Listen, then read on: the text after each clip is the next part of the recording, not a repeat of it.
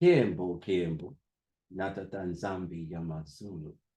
All praises to Tata Nzambi, Mama Ndombe, 7 archangels, 24 elders of the kingdom of Zulu, and not elevated and coolers of the light.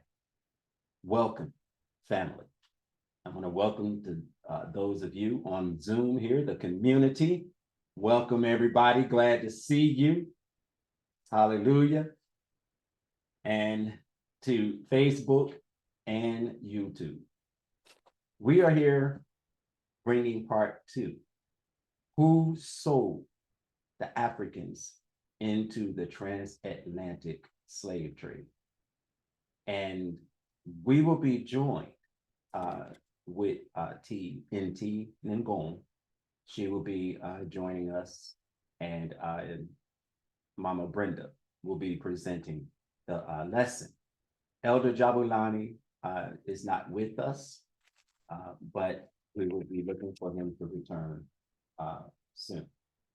All right, family. I will hand it over to Mama Brenda so we can get started.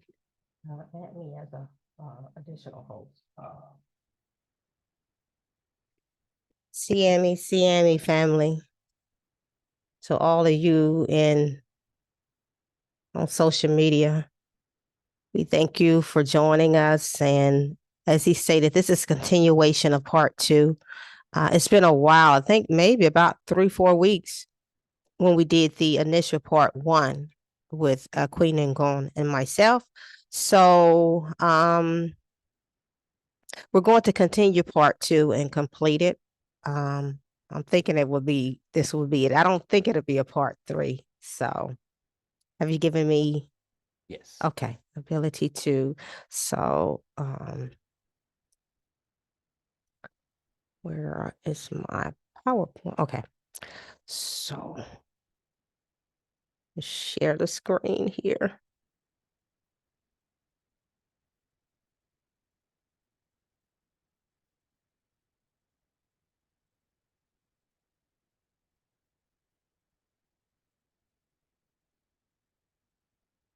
All righty here. So who sold the Africans in the transatlantic slave trade? We know that there has been a lot of talk, especially now that reparations are coming up again a lot. We know that it always do around this time as it get close to election time anyway. It is used as a tool to lure us, the African Americans, into voting, swearing our votes. We know this. If you haven't learned this by now, I don't know where you've been. So since it's been a hot topic here of late, we have people from America and different parts of Europe as well talking about how the Africans were participants in selling their quote unquote own people. And so we discussed that in part 1, and we have a continuation of that. We stopped off and talking about how the Europeans created chiefry or chiefdom in Africa, used as a tool to control the economics and political arena in Africa. So basically, they were just used as a tool to control, and we see that still happening today because that system was implemented back then. So we see it in the political system with now that they have the presidents, so forth and so on. And they are now those quote unquote chiefdoms that are working on behalf of the European people to continue hold of the trade, and because it was about trade and the resources in Africa. So let's get started here. Disclaimer, this video is for educational purpose only. Copyright disclaimer under section, hold this for me, please. 107, da-da-da-da-da-da. Okay, you guys, you see that. So this video is for educational purposes. So a key component of how DRC, that's the Democratic Republic of Congo, and other territories across Saharan Africa were run was the creation of chiefries, as I just stated, or chieftains. They call it chiefries in some of the literature. You will see it referred to as chiefries as well. Chiefdoms were envisioned as mutually exclusive, ethnically discrete territories ruled by a single customary chief governing through customary law. The colonial authorities, and this is the key right here, used them to rule indigenous people indirectly. So that's the key there. They were used, so they were pawns. Hundreds of chiefdoms were created in DRC. The object was to ensure that order, or so they say, could be maintained at the same time as the indigenous populations were turned into productive and taxable subjects. So we know that it was not order. We know that it was war. So basically, they were used to create, as I stated, continue the status quo of allowing them to control the people, the resources, and so forth for the resources. And the resources include the people, because the number one resource was us, our ancestors. That's what created America, because they didn't know anything about farming. No matter what they say, that was the purpose of them coming to Africa, because they knew that it started with us in Africa all the way up to the Nile Valley. They have documentation of that with I forgot the name of that hole that they found over there, with the people that were before the when the Egyptian came about. So it was a type of hole that they used over there. So, but anyway, it was not order. Customary chiefs with extensive powers became important intermediaries. They were framed as embodiment of traditional indigenous political institutions. So it began to be politically used for the European powers, despite the diversity of these. This idea was introduced and institutionalized by the colonial administration. So they institutionalized this here chiefdom over sub-Saharan Africa. See. In fact, violated the existing political institutions and cultural diversity of Eastern DRC. Colonial ways of administering indigenous population has played an important role in sowing seeds of ethnic tensions in the present. So, in other words, by them introducing these chiefdoms all across Africa, for the sole purpose of their control, it caused a lot of tension amongst different tribes, ethnicities in Africa that we see today and we're feeling. And we need to understand that us in the diaspora, what happens on the continent, we indirectly are impacted by that as well. And we need to understand that, because we are one. British colonialism transferred a society in the country in 1896 by empowering a set of paramount chiefs as the sole authority, as I stated prior in the prior created Sierra Leone Protectorate. I can't see because of that. Okay. Paramount chief. The chieftaincy as it exists today in Sierra Leone and elsewhere is a construction, a creation of colonialism. So as you can see in this particular Harvard peer-reviewed journal article, it also substantiates how it was the colonialists that created this chiefdom. We had kings. So they killed off our kings, our queens, and they implemented in place these puppet leaders in place during that particular time as chiefs, so that they could rule through them. And so now they are ruling through the presidents in different parts of Africa. But thankfully, we see that our people on the continent are waking up.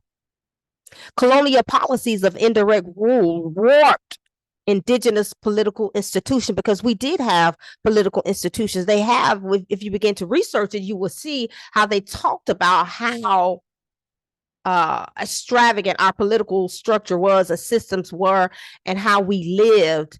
No one was hungry, no one was poor, etc., etc., etc., until they came in, and the rest is history, of course. So they said it was a warped indigenous political institution by removing key elements of accountability, because nobody held them accountable. There was, they let them do whatever they want to do. They even allowed them to kill and even jail our people that did not follow the rules that they implemented that came down from the European people. So this here is a queen of Madagascar. And I told you all that they killed our queens and kings, but they also exiled a lot of our kings and queens as well. And she was the last ruling king of Madagascar, I discovered. Can you move that? So you see, it says that she was overthrown by France in 1896. So this is a picture of her circa 1890 through 1895.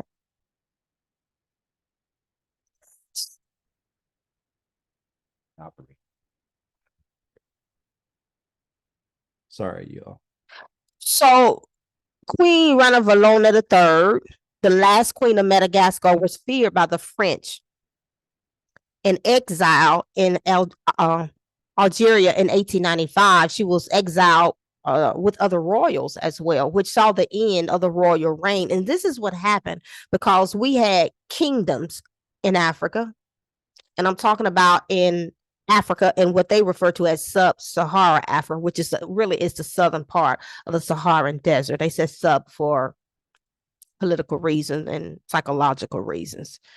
But they killed off a lot of the majority of our kings and queens and exiled a lot of them, and then they replaced them with these chiefdoms that I just talked to you all about, so that they can rule. So they rule through these different chiefs. And as I stated, now they're ruling through presidents because that is not our structure. So when you begin to unravel and destroy a particular people culture, you destroy the people. And that is what has happened to us today. So we have to understand that it is paramount that we return to our way of culture, because the way that we're living now is not who we are as a people. It does not work for us. And so as we continue to live as they live and implement the ways and the political structure and systems that they implemented, understand that it was created for our demise. So as we continue to live up under these systems, participate in these systems, and support these systems, we're supporting our demise. So they sent an official to keep the queen under observation until she died. So basically, they were spying out on her to make sure that she didn't come back because she went over there after they exiled her. I read where she went over there, and it was a little war, and they were afraid of her. They were afraid of a lot of our people. So do not believe the hype and the lies that there was no fight, there was no war. This was war. There was no such thing as a trade. There was no trade. It was war, outright war on our continent, with these invaders trying to come in, take over our trade routes and our resources. Any questions, comments before I proceed? Okay. So in Congo, we had Mangabell. Douala Mangabell was an African king who stood up against the Germans, and he was born a prince and educated in Germany. And when German colonists shortchanged his people, he protested. So our people didn't just lay down. No, they didn't take this stuff from these people. No, or these beings, because people don't do the things to other people that they did to our ancestors, and they continue to do to this day. Humans don't do things like that. In the end, he was hanged for his act of resistance. So anybody that resisted them or went against the status quo, they killed them or exiled them. And this is still happening to this day. We see that has happened to many of our leaders in the 20th century, not only on the continent of Africa, but even so in America. We can go down the list and names of people that they killed, on the continent. It's many of them and over here in America. So they just kill our people. Who does that? But then they say they're afraid of us. Why are you afraid of us? And you're the one that's killing us. You're the one that is torturing us. So it should be the other way around. We should be afraid of you all because of the barbaric behavior we see that have been displayed and continue to be displayed in these people. And that's just how that's the truth. By the 19th century, after Berlin Conference, there was great European hunger for the resources and lands of Africa. The transatlantic slave trade, I told you, was no trade, was no more profitable for the Europeans and Americans, and they had to focus on other resources that would enrich their countries and thrones. So notice I have in bold, enrich their countries and thrones, because the Europeans were poor. They didn't have food. If you go research it today and you just Google the resources in Europe, you will see that they don't have the only European country that have resources is Russia. They have oil. They have, I think it's gold, and I don't know about diamonds. I know gold and oil they have, but the other they don't have anything. Most of them are landlocked countries. They had nothing. They were, with the bubonic plague and the black plague, they didn't have any food or anything. So these people had to go out searching for food. So they came to our land and they saw the vast amount of food resource, and they saw how we were living and they wanted it. They came, they saw, and they stole, as it goes. It says the British sent more armies into Africa and fought more wars. See, I told you, it was war. It was no trade, family. It was no trade. It was war. In a bid to rule over Africa's ancient kingdoms, did I tell you? I just told you we had kingdoms. And they killed our kings and queens to take over the kingdom. So what happened to the kingdoms? If it was a trade, and Queen Ngone made this great point, if it was about trade, shouldn't these kingdoms, these lavish kingdoms, still be in existence, today? But they're not. And here it tells you that they came in and they fought war on the land of Africa in a bid to rule over Africa's ancient kingdoms. As the British embarked and continued on their quest of Africa, some weaker kingdoms surrendered. So instead of coming together, they surrendered. They should have been unified. So as you can see, unity is the key for us today. We need to learn from the mistakes of our forefathers so that we can pull ourselves out of this rut. So while other stronger African kingdoms gave them a fight to the finish, they fought war. It was right out war. No trade. Get that. Understand that, family. I'm going to keep saying this until we get this in our head. There was no trade. It was war. These kings, leaders, and rulers were courageous. Our forefathers were no punks. They didn't bail out and run. They resisted these European people for as long as they could. I don't know if some of you have watched the movie about Queen Nzinga, how she was ferocious in fighting these people as they continued to come in and encroach upon our lands, our way of living, our way of life, looking for the most precious resource, us, the people. After long fighting, the British exiled many of these African kings and leaders into Seychelles, where they were left to live out their days. So there were a lot of our kings that were exiled as well and sent to Seychelles.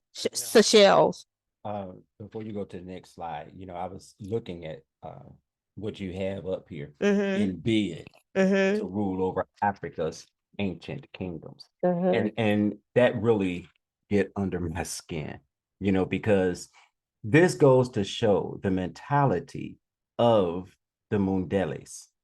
Okay. As Mama Brenda said, they see what they want and they go and steal it. They come and take it. There was peace on the continent. Everyone living their life, doing, what they do on a daily basis.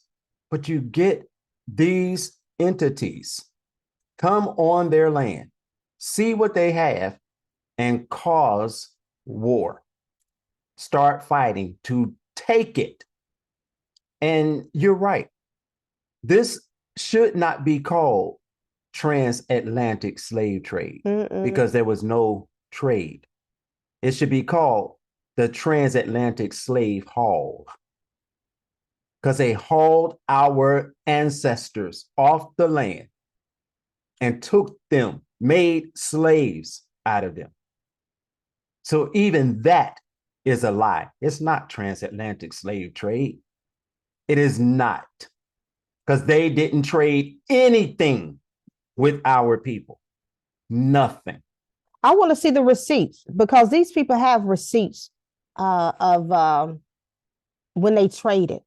So if there was a trade, where are the receipts? I've never seen any receipts between Africa and the Europeans when it comes to our people. But over here in America, I see receipts of them selling our people during that time. So where are the receipts? We had receipts because, remember, we had trade. We had kingdoms. And those kingdoms traded all up and down the Nile Valley. And it's not those people that they put in position as chiefs. They didn't trade with them. They put them in position and said, you will give us this. You will let us come in and do this and that. If not, we'll kill you. But you know, some of these people too went along with it because they were greedy. And when they were offered certain things, like today, you know, they can buy people out with a Coke and a smile. I said that before. They'll sell us out for a Coke and a smile, and they'll go and turn against their own people for a Coke and a smile, not realizing that it impacts them as well. So as you can see, by these people being complicit, our people being complicit, some of them, with working with these European powers for power, because they wanted power. It gave them power and authority when it wasn't in their hand. It was in the king's hand. So these people were hungry for power. I understand they said, we can make you a king. We can make you leaders. We are the king makers. We know that in our culture, it was Zombie that was the king maker, because he decided who would be the next king or queen. And it was relayed to the priest, the king, and it was one more. It was three people that it was confirmed: the priest, the king, and I think the elders, who the next ruler was going to be. So they said that we are the king makers. So because some of our people were so hungry for power as it is today, even in America, the same people, you look at Jesse Jackson, how he turned against his brother, Martin Luther King, for what? The little power he got. And what's that man's name? Al Sharpton. We only see him when somebody dies and he in our community, and he come to eulogize, or when there's an uproar in our community because they have done some type of harm to us, killed one of our brothers, and he's sent to our communities to quiet us down. He's been sold out because these people have he has his organization. He had a show that they gave him. I think it was on CNN, if I'm not mistaken. And then you had Jesse Jackson that had the quote unquote Rainbow Coalition. So they were offered these things, but at what expense? The demise of your people? Why would you want to do that? Because it impacts you as well. Mm-hmm. Yes. Right. Yes. Yep. So leery of those people. Yes, Malcolm X too. I'm just, naming a few of them because it's many of them, you all. Many of them. And it's just to show that, we have some people that are greedy and hungry. We know this. We've experienced it in this awakening, that it is some people that are they're power hungry and and money hungry. And those are the people you need to watch out for and you need to run from. Do not allow them in your circle at all whatsoever. They will sell you out for a Coke and a smile. You will know the spirit. Trust me. Yes. Among all the European countries, the British had the most African states under their rule. They fought several African kingdoms, killing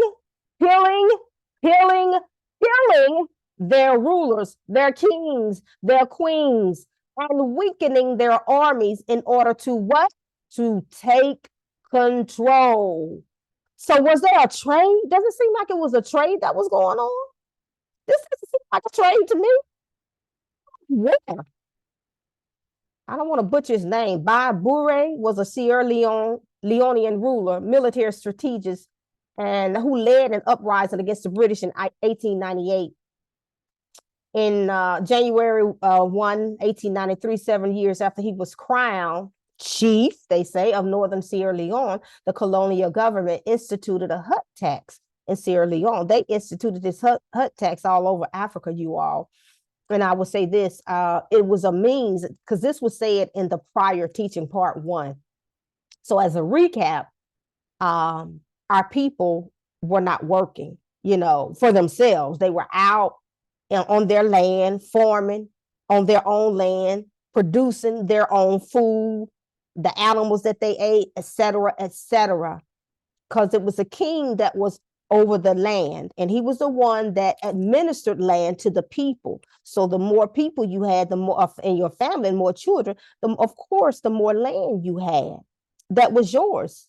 And so they farmed on this land, et cetera, et cetera, et cetera. So when the war came and they saw that they needed to use our resources now as the slave trade was dwindling down, they needed people to work in these mines to steal our minerals because they had nobody to do it.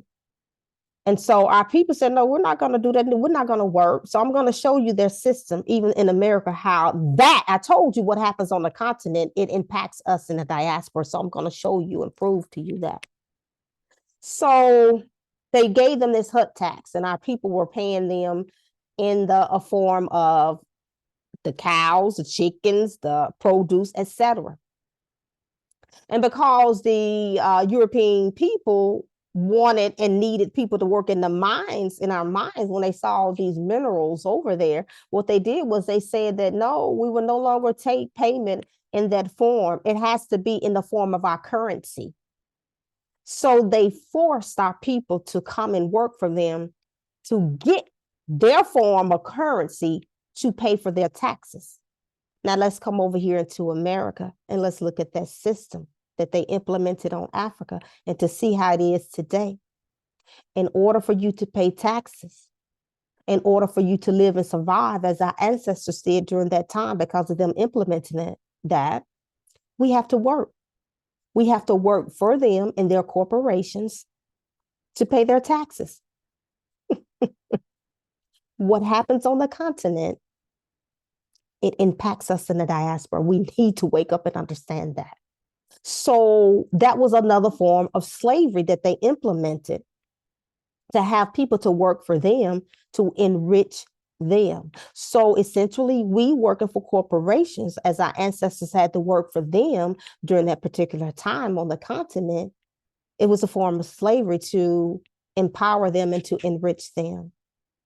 So we working at corporations, we're not getting rich. They are.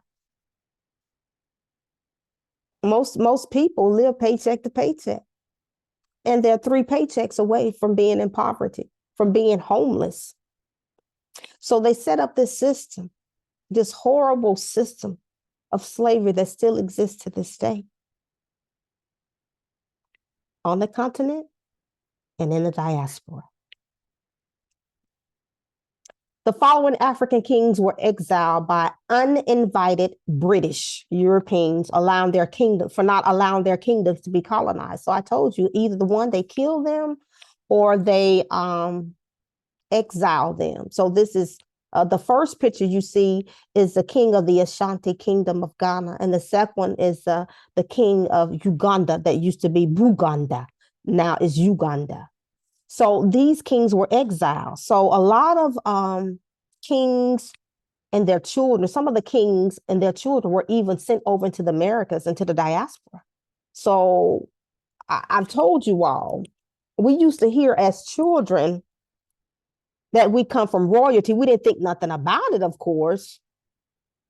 We just heard we come from royalty. We used to hear that a lot. You can ask any African American, especially those from down south, and they would say, yeah, we heard that we come from royalty. We didn't know what it was or what it meant. We just heard we come from royalty when we were children. So now that we are awakening, we are connecting back to the motherland and to our people on the continent. Now we understand what happened, that they exile a lot of our kings and they sent a lot of their children into slavery. A lot of princes and princesses were sent into captivity. So yes, a lot of us in the diaspora, we have royal blood running through our vein. Why do you think they're afraid of us? Why do you think that they go through extreme measures to keep us ignorant of who we truly are? Because they know if the true royals wake up, the descendants of these royals in the diaspora wake up, we're going to say, wait a minute, that which they have, that which they're stealing, it's ours.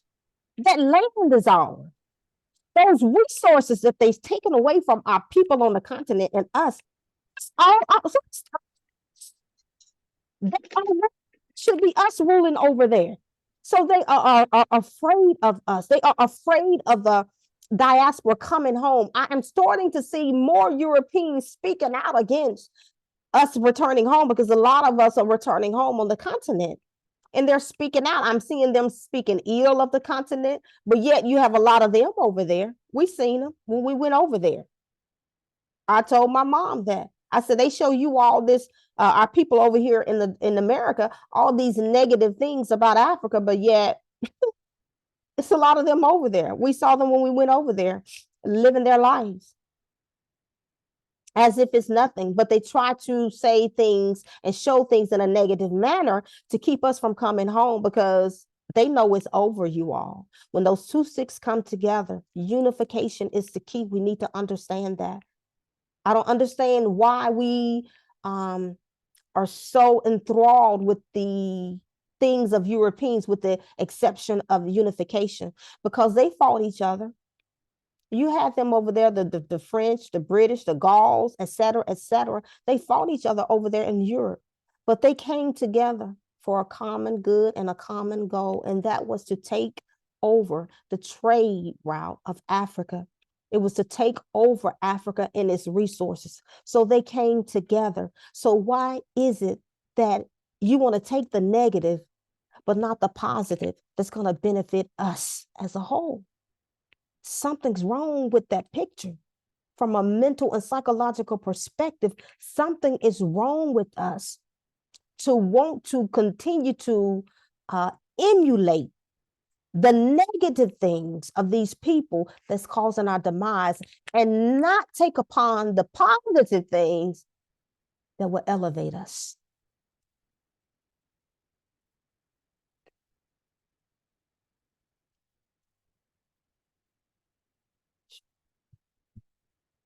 Okay, we have oh, our queen is here. She's on. Queen Ngone has joined us. Mbolo, Queen Ngone.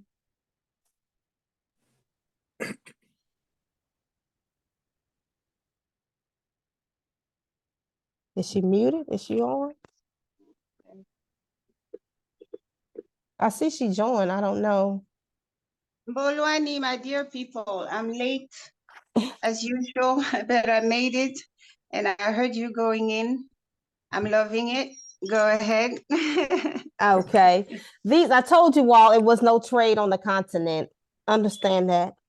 There was war, outright war. And these are just a few rebellions that I have listed here that took place against the Europeans that embarked and forced their way onto our homeland. You had the Mandinka resistance, the Zimbabwe, East Africa, the Battle of Adwa, I guess is how it's pronounced, the Agariyama resistance, the Hehe rebellion, the Abushri revolt, the Nandi resistance, all these, you see the Zulu resistance, the Matabele war. So you see all these different wars and resistance. When you say resistance, basically it's war that was fought against these invaders into our land. So there was no trade taking place, people. There was war to prevent them from taking our people, stealing our people and stealing our land, taking our resources, et cetera, et cetera. And the war has never ended. And this was not the beginning of the war. The war goes all the way back into Kemet. You know, when you look at Napoleon, there was wars over there fought for our land between him and the British for our intellectual property on certain things. I'm not going to get into that, but if you begin to see that, so the war on our land has been going on for centuries. It has not ended. We're still at war today. Still at war fighting. And as I said earlier, we are a generation. We are the chosen seed to stand up and to win this battle. We need to understand that we have been chosen. Our ancestors have chosen us to end the battle in this generation, to restore what has been taken away from us, to regain that which have been snatched from us. We have been chosen. We cannot let our ancestors down because they are depending on us. They have chosen us and chosen us for a reason.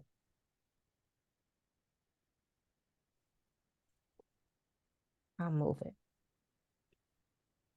Most ancient societies dabbled in slavery because they did not have prisons. So we're talking about on the continent. So we're going to get into slavery in comparison to that on the continent versus the European chattel slavery.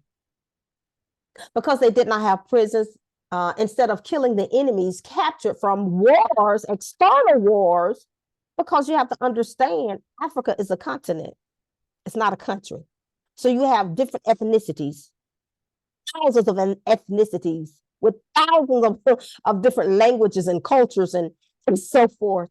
So instead of killing enemies captured from external wars and tribal wars, most ancient society chose rather to sell the enemy combatants as slaves. So they didn't kill people. Remember, Ma'at, I have not killed, and they changed it in the 10 Commandments to say, thou shalt not kill, because they killed. So they could not say, I have not killed. So this was our culture. And it has changed because killing is rampant among us now. So we have become something that our ancestors were not, and we have to change. We have to change to save our next generation and to save us. So most ancient societies chose to rather sell the enemy combatants as slaves. In this way, they didn't have to hold them as prisoners, or worse, killing them and having their blood on their hands. Ancient societies also saw this arrangement as a reasonable punishment for prisoners of war. So this was something of antiquity, in other words, that was practiced on the continent of Africa. Instead of killing people, as the Europeans did, they just enslaved them. And we're going to get into that to see the difference, because it's not the same. They tell people, oh, well, slavery was something that's always been around. When we talk about chattel slavery and the brutality of it, they try to substantiate it by saying that it has always been around, but there's different types of slavery. And nobody has taken slavery to the level as the Europeans have done, you will see. So the type of slavery that was going on in Africa before the European was not slavery established for the sole purpose of trading human for profit, but was for the purpose of not killing their enemies after battle. It must be noted that this pre-existing slavery in Africa before Europeans arrived was not regulated as they regulated. The transatlantic slave trade itself began, scratch that. The war in Africa began during the 15th century when Portugal and subsequently other European kingdoms were finally able to expand overseas and reach Africa. The Portuguese first began to kidnap people from the west coast of Africa and to take those enslaved back to Europe. So it's this researcher and historian by the name of Marcus Rediker. He's European. And I had started looking at some of his teachings that he did. And he stated that slavery, as an ancient and widely accepted tradition, usually reserved for war captives and criminals, was transformed dramatically by the presence of Europeans. So our way that was considered slavery was totally different. There was no taking of lives. There was respect of lives. There was no shedding of blood.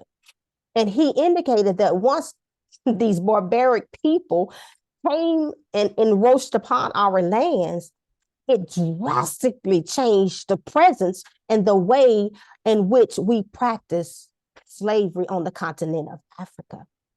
It now became brutal.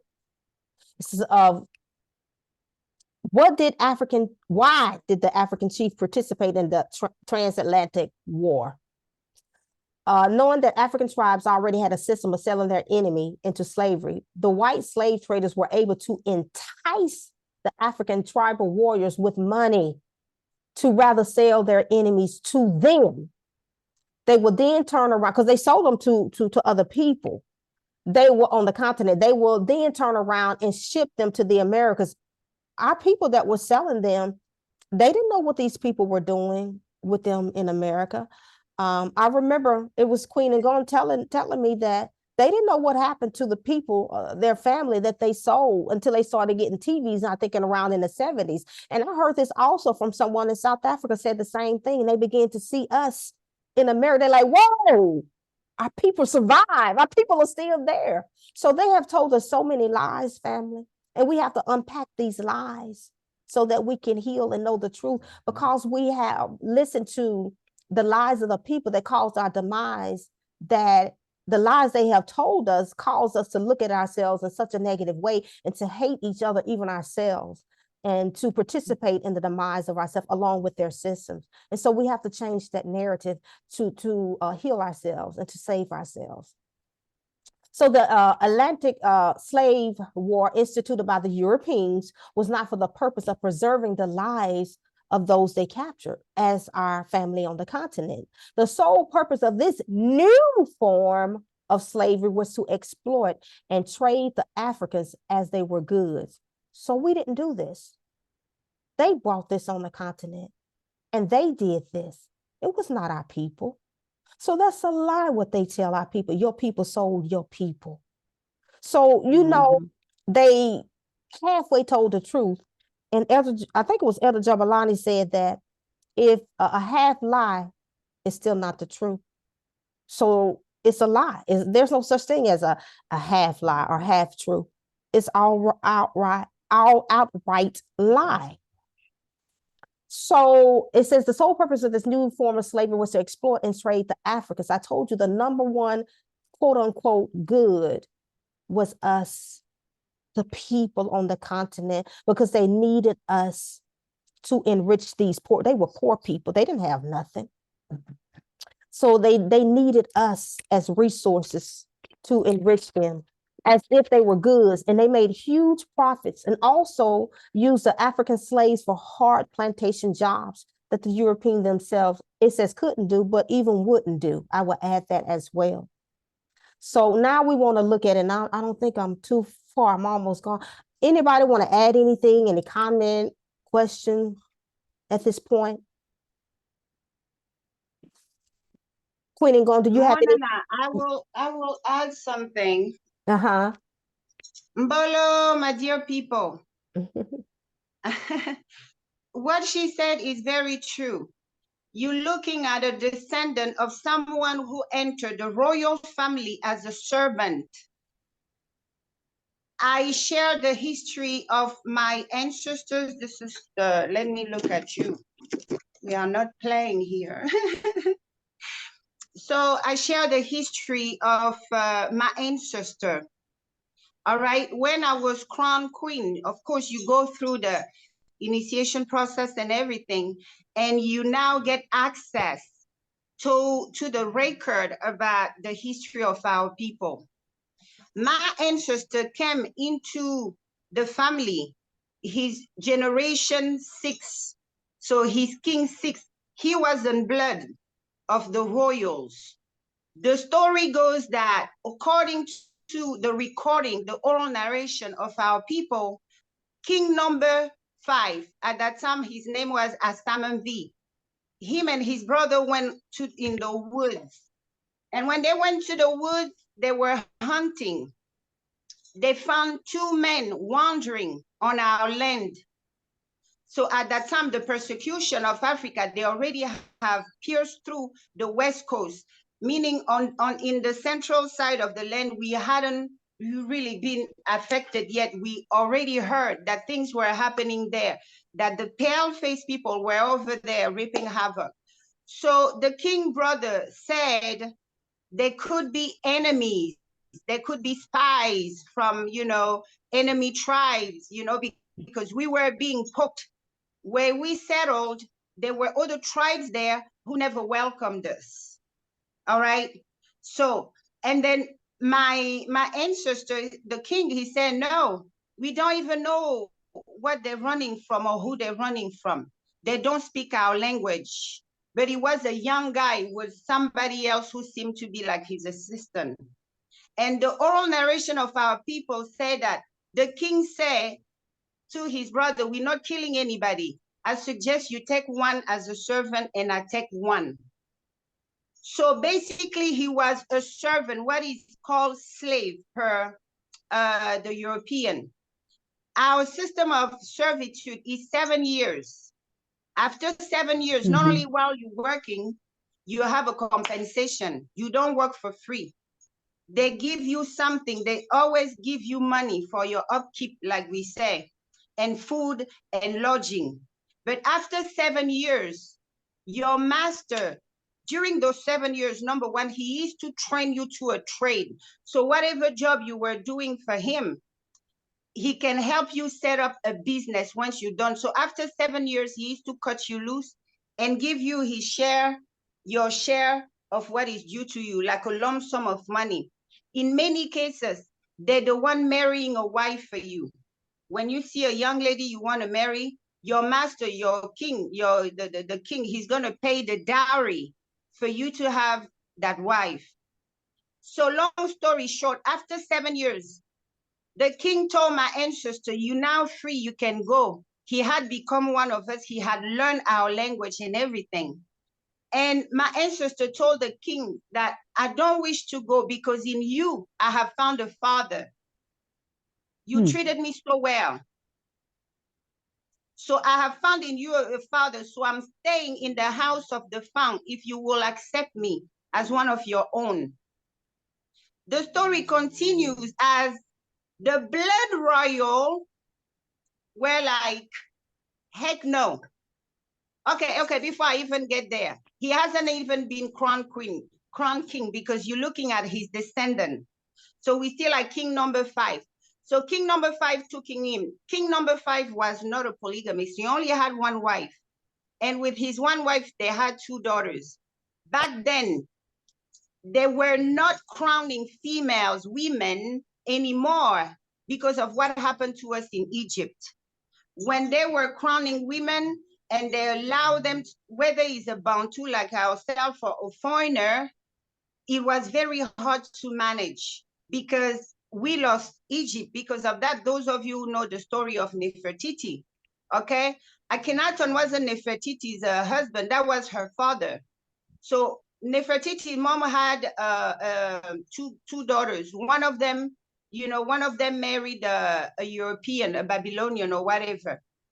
So that kid was gonna ascend to the throne because he was the male child. So Nefertiti was the right hand of her father, helping him run the kingdom.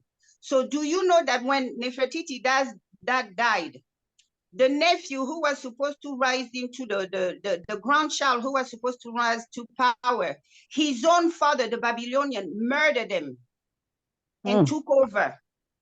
So since they pushed us out of Egypt and everything, we learned that it's a vulnerability, it's a security concern to have females on the throne because they're going to be attached to their men. And according to our culture, whomever the queen marry is not a prince like in the European system. You saw they were calling Elizabeth's husband, they were calling him prince. In the Bantu crowns, whomever married the queen becomes a king. He becomes a regent. He has authority over her people. He becomes a father to her people. Last time we covered when you marry a woman, you take her kids too. So the queen is a mother to her people. So her burden becomes his. So he helped her rule the kingdom in a quality of a king. So now mind you, so my ancestor, king number five, King Asamavi, he was preparing to pass the throne to one of his brothers because his brothers, they had many wives and many kids. Their compounds were full of male children. So he was mentally preparing himself to do that. But until our system, the king is not chosen by the king himself. You cannot appoint one of your own king because the heart has to be pure.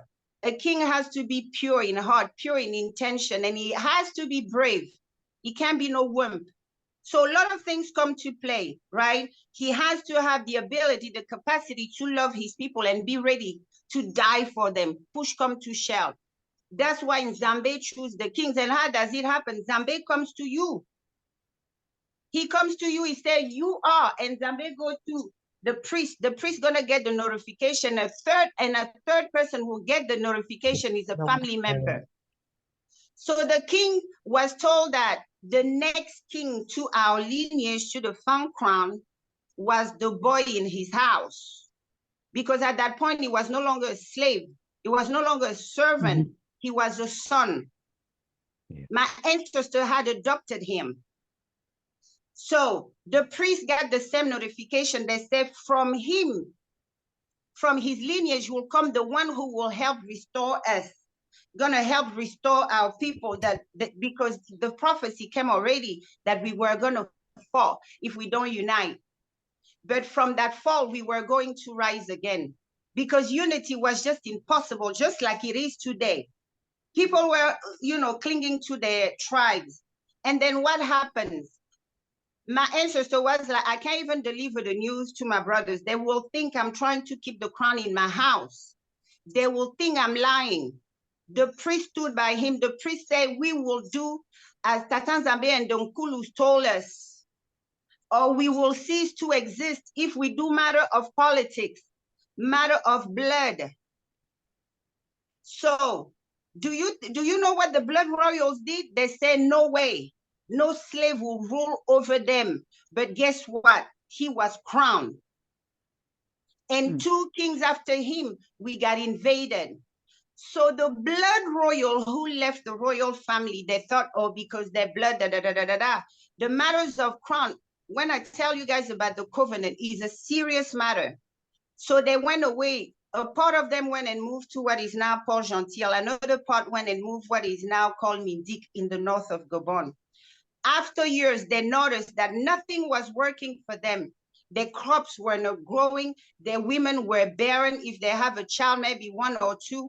Basically, all the signs were there that the ancestors were no longer with them. The divine crown of favor has left them. And it's only at that point they decided to come back and apologize to the king just so that he could give them his blessing and restore their lives. So it's to tell you, and you are looking at his descendant. I'm generation 17 of that crown. So what your sister is telling you is true.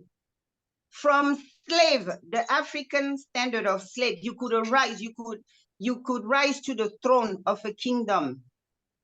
So the time has come for us to unlearn, okay? We really have to unlearn all that stuff. You have to want to do better. The challenges that our ancestors were presented with are being brought to the forefront of our generation. Why? Because we are the chosen generation that will bring forth that change. We are the generation when the prophecy came that we will fall. But from that slave boy will come somebody who's going to help restore. And here I am. I didn't grow up knowing we were royalty. When the time for me to come into duty came, they told me everything. They showed me everything.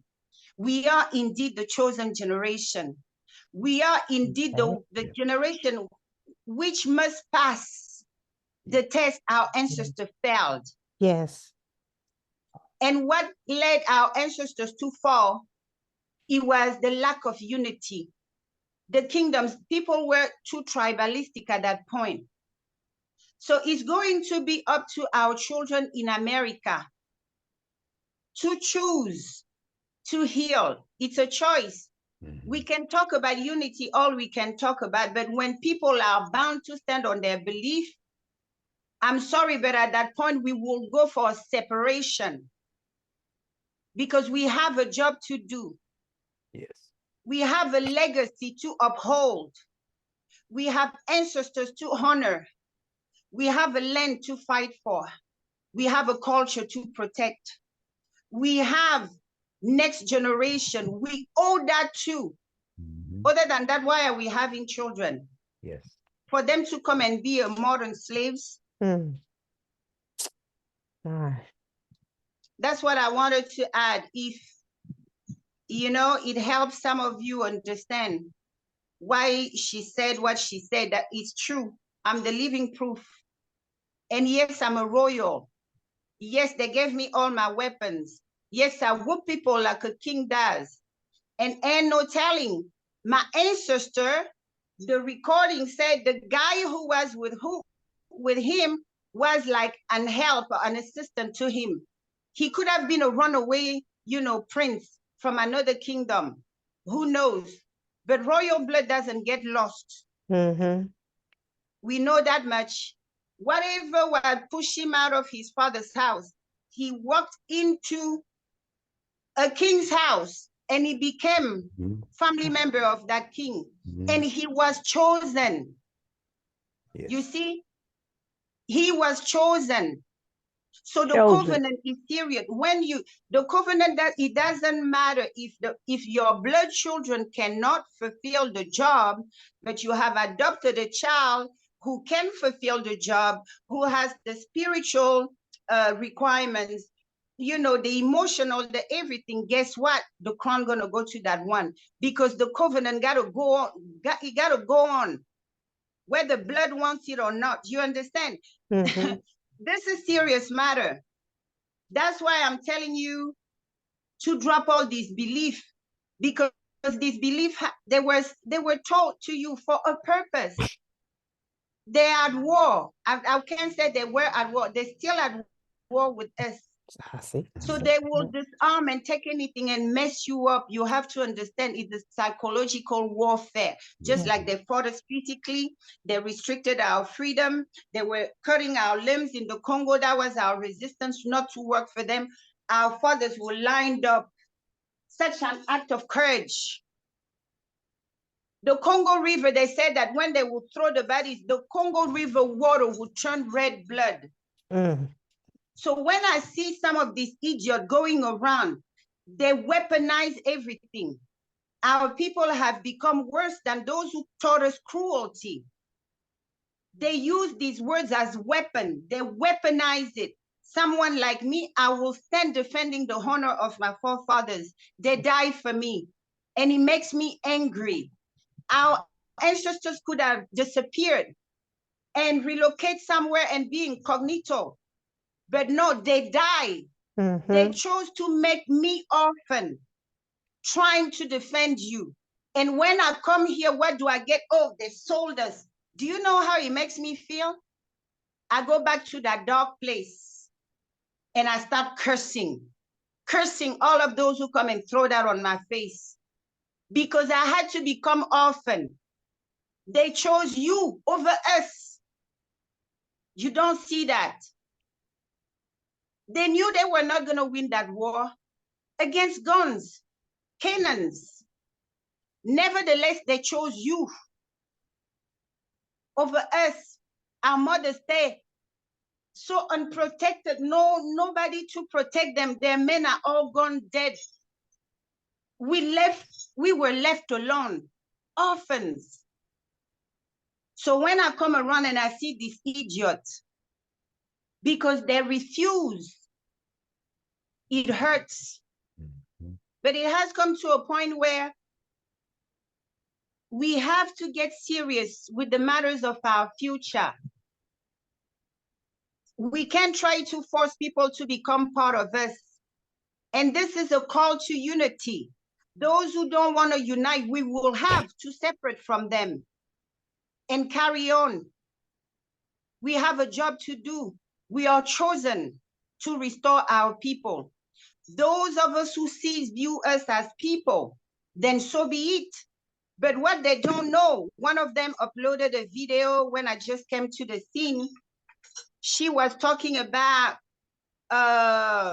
yes, Africans should pay reparation for slavery as well, because they participated and stuff. And I took it very personal. I'm like, I've been in this country 20-something years. I never heard anybody upload, but they now know there's a crown royal who's an activist. So let's go and poke her. Do you know what can happen to you if I call the bloodshed on my ancestors on your head? Because you want to be mean? I can destroy you. I can call them. Let the bloodshed of my ancestor rise and haunt you forever and wipe you out. Whatever I say, I'm a crown queen. So imagine the children you die for. They stay stuck on their belief. They mock you when they say that our forefathers sold our own children, African men around the world. Why do they beat you up publicly? Kneel on your neck. It started with dehumanizing your fathers. Mm-hmm. Because even animals, when you dare try to touch their little one, they fight you. Mm-hmm. Yes, they But do. they made you believe that you come from this group of people who couldn't protect you. And you took it, you accepted, so they made you less than a dog. Mm.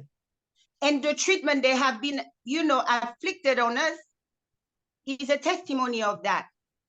They can't just uproot you and come and treat you like a dog.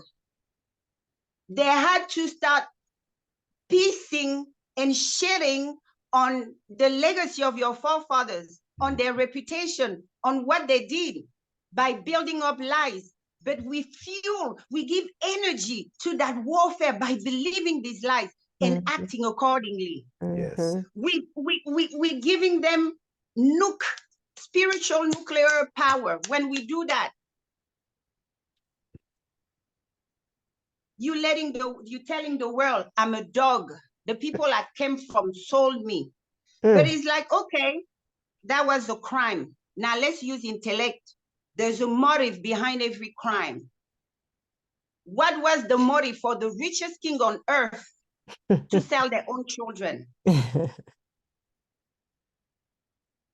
Never But I happened. could see why the European would come and attack us.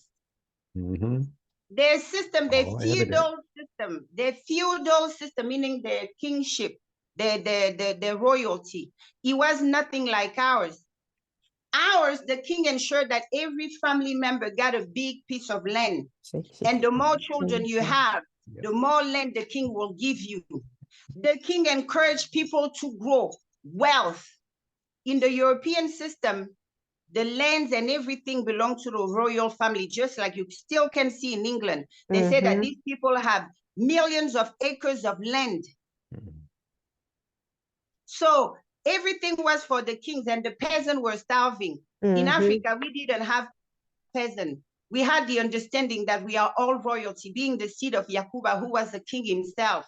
So the king treated the other ones accordingly. Everybody had right to justice. Everybody had right to be heard. Yes. So you have to understand that we need to stop weaponizing these things. These lies are dangerous. You're just telling the European, yes, I deserve to be slave. What is a slave? Is someone who acts to the satisfaction of his master. The master says something, he runs with it. He goes and broadcasts it. He uses his platform. He polarizes it. The master doesn't even need to pay money to advertise for his belief. The Africans in America, they do that for him. They use their large platform to spread lies. The master leaked to them. All he needs to do is just leak a little lie. Our people take it and they run with it. They use their 1-point-something million followers platform to sit there looking ugly as hell, talking about why should other migrants should come here, blah, blah, blah, blah, blah. Why come and dump these people, blah, blah, blah. They have become their masters. But with these kind of things, we can never be free.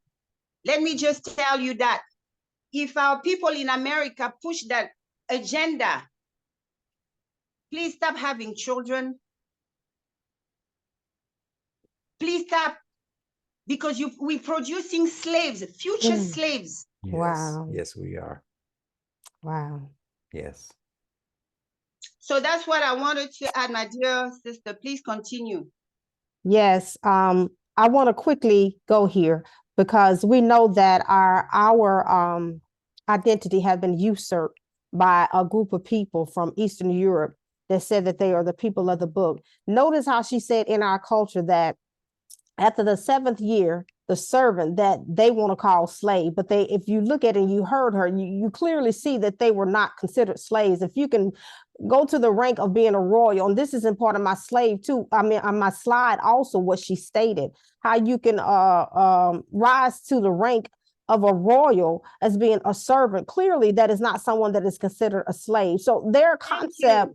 Here I am. I'm not ashamed of saying that. Okay, my ancestor, King number 6, wasn't blood. He entered the family as what they call slave, which even led the blood royal to leave. But it didn't stop the show. It didn't. Okay, he got his crown legit. It is, the covenant is serious, my people. Don't joke with it. Zambe said he will raise stones. If we decide to turn his back on him, he will have stone worship him. Yes, ma'am. So he doesn't need us. We need him. Exactly. Yes. Exactly. So in the scriptures to show you that this Bible that has been corrupted is nothing more than, because we know the setting is on the continent of Africa.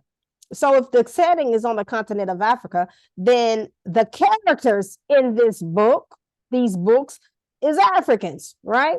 So she said after the 7th year, they were set free, right? And it says in Exodus 21:2, if you buy a Hebrew slave, he may serve. So if they serve, they're servant for no more than 6 years. Set him free in the 7th year, and he will owe nothing for his freedom. Okay. So her ancestor was freed, the servant, to go live your life, do what you want to do. Your 7th year, it was in his 7th year, as the scripture states. So we are the people of the book. Yes, our identity have been stolen.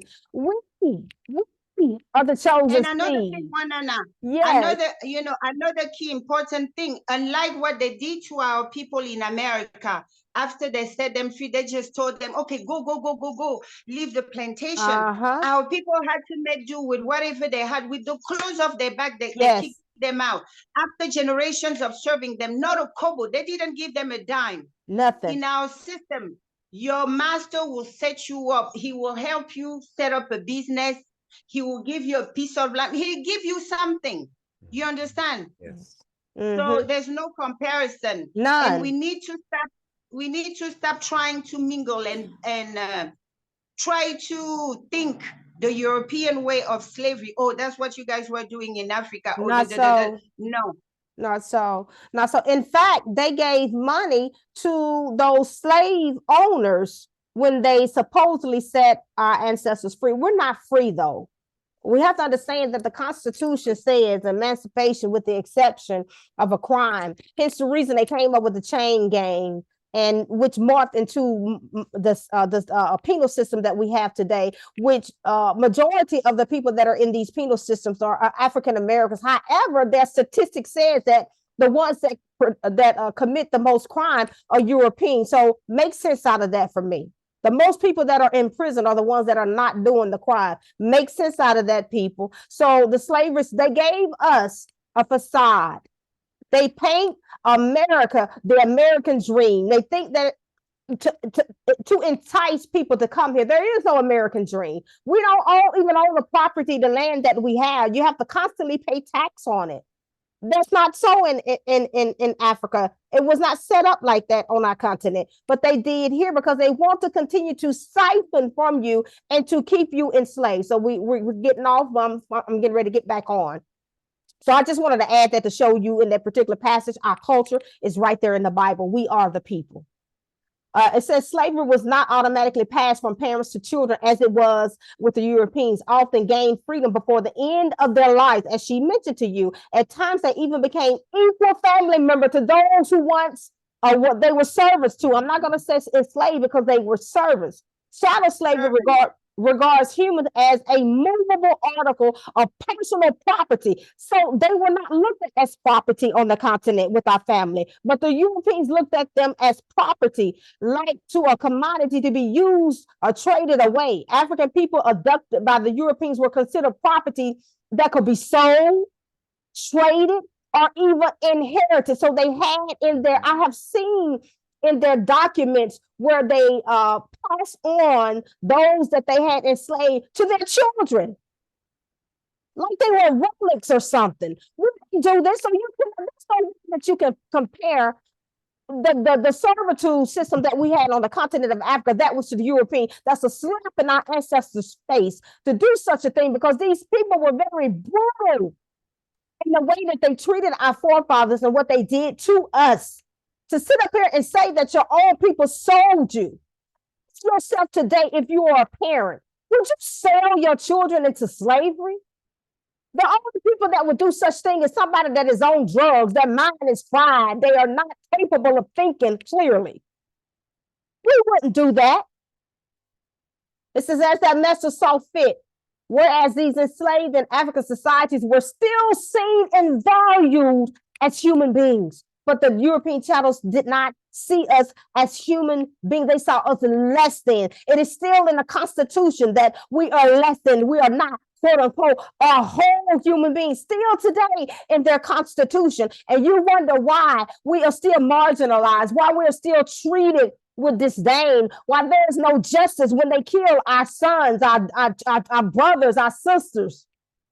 There's no justice. It's just now we're starting to get a little justice. It's because they don't see us as their equal. They don't see us as humans. They see us still as their property to this day.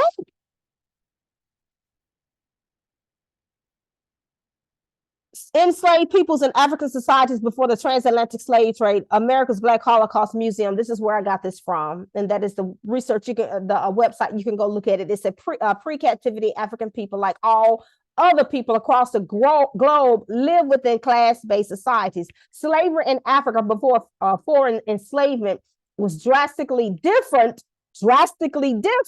from chattel slavery practiced by the Europeans. So when they say that they sold our ancestors, it's not so. There was no trade, there was war. I showed you all that. So when you look at the definition of chattel, it's a personal property. And I just told you how they looked at our forefathers as property. But on the continent, the servants were not viewed as that. They still valued the people's lives as mutu, as human beings, but they did not. So the Europeans didn't do that because of their barbaric nature and who they were. This is an article of tangible property. A human being is considered to be a property, so they looked at us as property, and still today they look at us as such. You can't say otherwise with the way that they treat us to this day.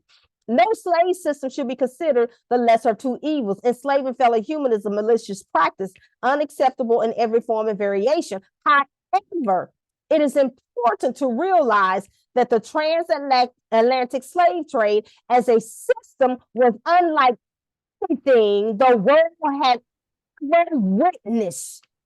No group has so severely dominated over another population, plundering young resources because they were young people that they took from off of the continent. Most of a lot of them were males of human strength and intellect, like the Europeans did to the African people, us. That is until current genocides such as Hitler's Holocaust and Stalin's gulags. Even these well-known modern atrocities do not compare. They do not come close to the number of lives that was lost to slavery in the Black Holocaust. It do not compare. But you don't hear talk of that. You hear talk as if theirs was more and of greater extent than ours, and it's not so. There were more lives lost and still being lost to this day, because it is the Black Holocaust, the African Holocaust is not over. We're still fighting today for our freedom. We're still fighting for our land and our resources. We're still at war. It's not over. And they have now created another weapon, us, each other. We're fighting each other. We say, you are not me. How can the world convince somebody to say that a fellow African come over here and say that we are not the same? We the same. Test your DNA, and you will see where you come from. We are all the same, but they have conditioned the minds of a lot of our people to think that, oh, we are different. And as long as we continue to see each other as different, we will treat each others as such. And that is what they want to do. That is why they continue to feed us with these lies that they are feeding us to keep us at a disadvantage. And also, Juana, I would like to add something which can maybe help some of our children understand. It's interesting that when you see the documentation, they have whatever, because they made our people a commodity, and every commodity is, every business holds an inventory. I told you in the previous videos I made about the 12 tribes of Israel, and how when I was crowned, listening to the oral narration about the history of our people, there were cities that were being mentioned that no longer existed there, but which name I have bumped into in America. This led to my investigation, okay? And turned out to be what you saw in that video, that were the uprooted people. Let's say this village here is named Ayala, and when they take the people from Ayala, they bring them to America, they will call that settlement Ayala. That's how they were tracking the inventory. Now, I heard people, some idiot came on my page and said, oh, the European were buying us. I'm like, but the record doesn't say how much they gave the Africans, right? How much they gave the African for each slave. Our people were not put a price on until they were brought here. Exactly. Okay, but and yet we were sitting on gold. So the currency at that time was gold. How much they claim, oh, no, they traded our people for guns, for this. Do you think the European come and invade the country? If today that we are so-called independent, they won't sell us weapons, do you think it's then that they were going to sell us weapons in exchange of our people, just so that we turn those weapons against them? Do the things you guys say even make sense? You go and invade the people, all right? So you view them as enemy until today. Why are they still killing our leaders? So do you think that they viewed us as animals they need to enslave and take everything from? Do you think it's guns that they gave us? And then we should have 15 million guns. Let's say you were worth one gun. We would have had an army. We would have took over. Our people just say nonsense thing because they're so hateful. Why you think these people disrespect us so much? They sit and kick back and giggle. Oh, they haven't figured out. Honey, they never will. That's what goes on in their living room. When you go out there and make a public mockery of yourself, how much sense does it? Oh, they sold us for guns, for this guns? We would have made an army. We would have had a whole army. Continue, Absolutely. my dear. Yes, it just says, and last thing here, it says none had ever been as oppressive as the European slave trade. Not only oppressive, but so brutal. These people are some of the most brutal people. That is why you see them now trying to erase history, as to say that their brutal system of slavery never existed. That's what they're trying to do. They're trying to rewrite history again. They rewrote history, and they're rewriting history again. Trying to, but it's not going to work this time. European skulls and skeletal remains taken by Europeans. European nations took to show not only their military ability, but violent subjugation of African people, including taking the skulls and skeletons of deceased warriors, and also we know of our kings. And we see that we are soliciting, our people are soliciting for the returns of our warriors, for the returns of our people, of their skulls and skeletal remains. So if it was a trade, why do they have the remains and they call them war relics? Why? Why is it called a war relic if it was a trade? Help it make sense to me. It doesn't make sense that if it was a trade, they have all these skeletal remains of our people that they call in war relics. It's because war took place, people. There was no trade. I keep telling you all this in this teaching. There was no trade. It was war that was enroached upon our lands. They stole our ancestors and enslaved them and took over our our trade routes that we have over there. All those trade routes they have over there, the Europeans have control over those. Those were ours. So, and transported them to Europe for the purpose of, they say, of studying them. They did more than studying them. They learned. They came and they sat and they watched us. So they knew what we were doing. They knew the power that our people had. So don't be fooled by them. It says that in Berlin, there were two prominent scientific collectors, Rudolf Virchow and Felix von Luschan, had thousands of human remains. And when Virchow died, Luschan took over his collection and claimed to have about 10 to 15,000 of skeletal remains in his possession. So slavery in Africa, enslaved Africans, enslaved people, the people involved, this is from Bristol or Bristol.org UK site. It said the treatment of slaves in Africa varied widely. Otoba Kuguana, a former slave, enslaved, remember slaves as being well-fed. Servants. Let me read. He's talking about on the continent of Africa. They weren't slaves, they were servants. They were well-fed and treated well, as Queen Ngone just shared with you. Uluda Iguano, I guess I pronounced his name right. Another, y'all know who he is, though. It was a movie about him. Another former enslaved who wrote an account of his life noted that enslaved might even own slaves themselves. In larger states, some enslaved or servants worked in government administration and might become an important state or royal official. And Queen Ngone just told you the story of her lineage. So this was not so for the Europeans. So our system, there's no way that they can compare our system of servitude to their system of slavery, where they devalue another person's life. Other slaves in Africa, servants in Africa, might work within their master's household as domestic servants or agriculture laborers. And Kuguana was from, what is that? Mako, today in modern Ghana in West Africa. Forgive me, you all, for butchering these words. Ajumako. He was kidnapped and enslaved in about 1770. He was sold to a plantation owner in Grenada in the Caribbean. And within a year, he was. You see how we're the same people? Just the ships dropped us off at different places, and they try to say we're not the same. That's like taking a taxi. Me and my whole family, I'm going one place and my son going another place and our other son going another place. We just dropped off in different places, but yet we're still the same people. We are the same people. They came into the continent and took us into different parts in the four corners of the earth, just like it said in the Bible.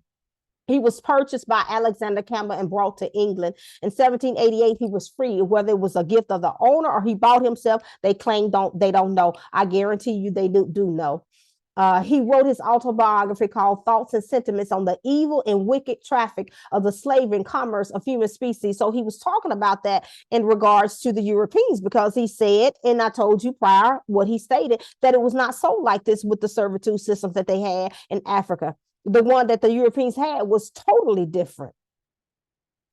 Some of the Africans in my country that keep a service, which they take in war or for debt. So it was for debt or war. And the Bible even talks about that as well. He had been enslaved in his teens, so he had firsthand experience of the subject. So what he said, he knew about it. He could talk about it because he was taken as a child himself. At the time when the trade in slave was occurring, Africans did not have a common identity. They did not think of themselves as African as they do today. Instead, they thought of themselves as members of their own separate ethnic or cultural group. Those being sold into slavery would have been seen as outsiders from the seller's own community. Again, Africa is not a country. Africa is a continent with thousands of different ethnicities and thousands different of language. It is ignorant to say that your own sold your own when you understand this concept and understand the concept of servitude on the continent of Africa.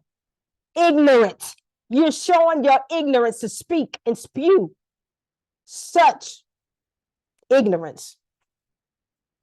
Africans usually enslaved other people, not their own particular ethnic or cultural group. So it was not people of their own that they saw. You saw Queen Ngone said this was someone that didn't even speak their language of her people.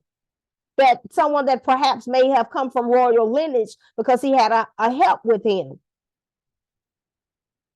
Or either they were paying a debt or as a punishment for crime. These enslavement was usually on very small scales. It was enough to supply the demand for the service within Africa, but it was not enough to supply the demand from outside what the Europeans wanted. As the demand from outsiders, such as the Arabs, yes, because they had the East African slave trade, and the Europeans grew. Warfare and rage to get slaves and the kidnapping of individuals increased because of these people wanting more. Europeans wanted to buy enslaved Africans to work on the land they owned in the Caribbean islands and in the Americas. And they chose Africans for various reasons, you know, one being because they were farmers and they could farm their land, skulls and bones here.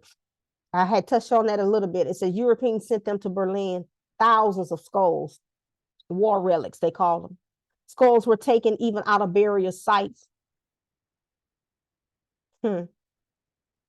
That's when he did. It says colonial soldiers would occasionally also send the skulls of local people that they had killed. So does this sound like a trade to you?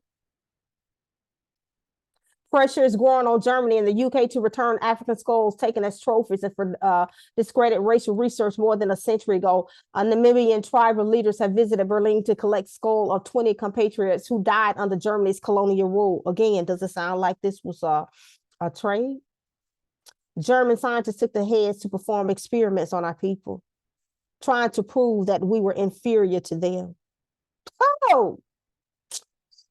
Europeans collected thousands of skulls and bones in various colonies and sent them to Berlin. Like other scientists at this time, Lucian wanted to use them to study human development. I don't believe so. It was all of that. It was more to it than that.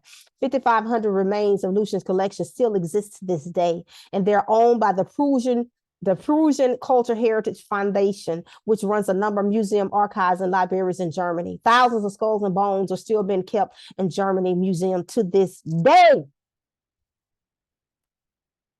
As archaeologists, we understand the impulse to gather human remains, to tell our human story. Biography, life history constructed from skeletal remains can offer insights into nutritional, migratory. This is a bunch of bull crap here. They took them as war relics. Really? You think they go, oh, we want to know about their life history and what they ate and their migration? Crap. Let me get off of that because Africa before European invasion. I'm just going to touch on this. I told you all earlier that we had kingdoms over there. Kings and queens ruled before the Europeans came in and they disrupted our way of life with their brutal, barbaric behavior. When the Portuguese first explored West African coastline in the 1400s, the cultures of African societies were highly evolved and had been for centuries. In the 1,000 years before Portuguese exploration, 3 large centers of medieval African civilization developed along the west coast of the South Saharan Africa. Islamic scholars and African oral tradition tells us that all of these states had centralized governments, but they told you that we couldn't talk, we were brutes, we weren't civilized, we were uncivilized, we had no soul, we swung on trees, etc., etc. We were less than humans. But their documents show otherwise. You see how they lie? Habitual liars. And we want to sit up there. Our people still believe in the lies that they telling today. They come up with new lies, and our people are believing these new lies that they're saying today. We had long distance trade routes. I told you that. They came over and they took over those trade routes, and we had educational systems. The educational systems that they have today do not teach the children anything, do not allow them to have any critical thinking abilities whatsoever. And it's even worse today with the kids that I see today. It was worse. It was bad when I was in nursing and I would see the nurses that was nursing that was younger than me. I had been nursing for years and I was in case management, and I would see things that they would do. I'm like, who's teaching these kids today to nurse? Some of the things that I would see. Who's teaching? I just can't reason. Blood pressure elevated, no documentation, whatever you done. I'm trying to send this information to the insurance company to get paid. They're like, okay, you documented that the blood pressure was severely elevated, but that's no documentation what you did. I had to go to the nurse. What did you do? She was hurt. There's no critical thinking skills that they are teaching the kids today. Because why? They want them to be slaves. Yep. That's why they don't want them to think. It's scary. The way our children think today. I said, what are they teaching you all? I tell my sons and his friends the things he tells. I said, what are they teaching you all? It's scary. From the work of two Arabic scholars, Bakri in 1067 and al-Adrisi writing in 1154, we know that ancient Ghana had a civil service, a strong monarchy based on a matrilineal system of inheritance. You heard Queen Ngone said that kind of changed too, but they did have a matrilineal system of inheritance, a cabinet, an army, effective justice system, regular source of income from trade, and as tribute from vassal kings. In the Mali Empire, I'm not naming all the empire, so if I don't know, don't get mad at me. I'm just showing you how we had kingdoms ruled by kings and queens before they came and disrupted our way of life with this so-called trade that they call it, which was actually war. Mansa Musa started the practice of sending students to Morocco for studies, and he laid the foundation of what later became the city of Timbuktu that many of us are very well familiar with, the commercial and educational center of the Western Sudan. We know that the first institution of a higher learning was on the continent of Africa. The oldest institution of higher learning is on the continent, and they mimic us. Actually, they took them to Europe and they started developing the higher institutions of learning in Europe. It came from Africa. Leo Africanus described Timbuktu as a town full of exceedingly rich merchants, but they sold their children for what? When they were rich, like Queen said. Make it make sense, people. Make it make sense. And hither continually resort a great store of Negroes, which buy cloth brought from Barbary in Europe. Yes, we were trading with Europeans. It is a wonder to see what plenty merchandise is daily brought thither, and how costly and sumptuous things be. And then the Songhai Empire. Around 1375, Gaal, a small tributary state of Mali, broke away under the leadership of Sunni Ali. And Sunni Ali built a small kingdom into the huge empire of Songhai, which encompassed a very large area, as you can see. It's like from of ancient Ghana and Mali combined and extended into the region of ancient and contemporary northwest Nigeria.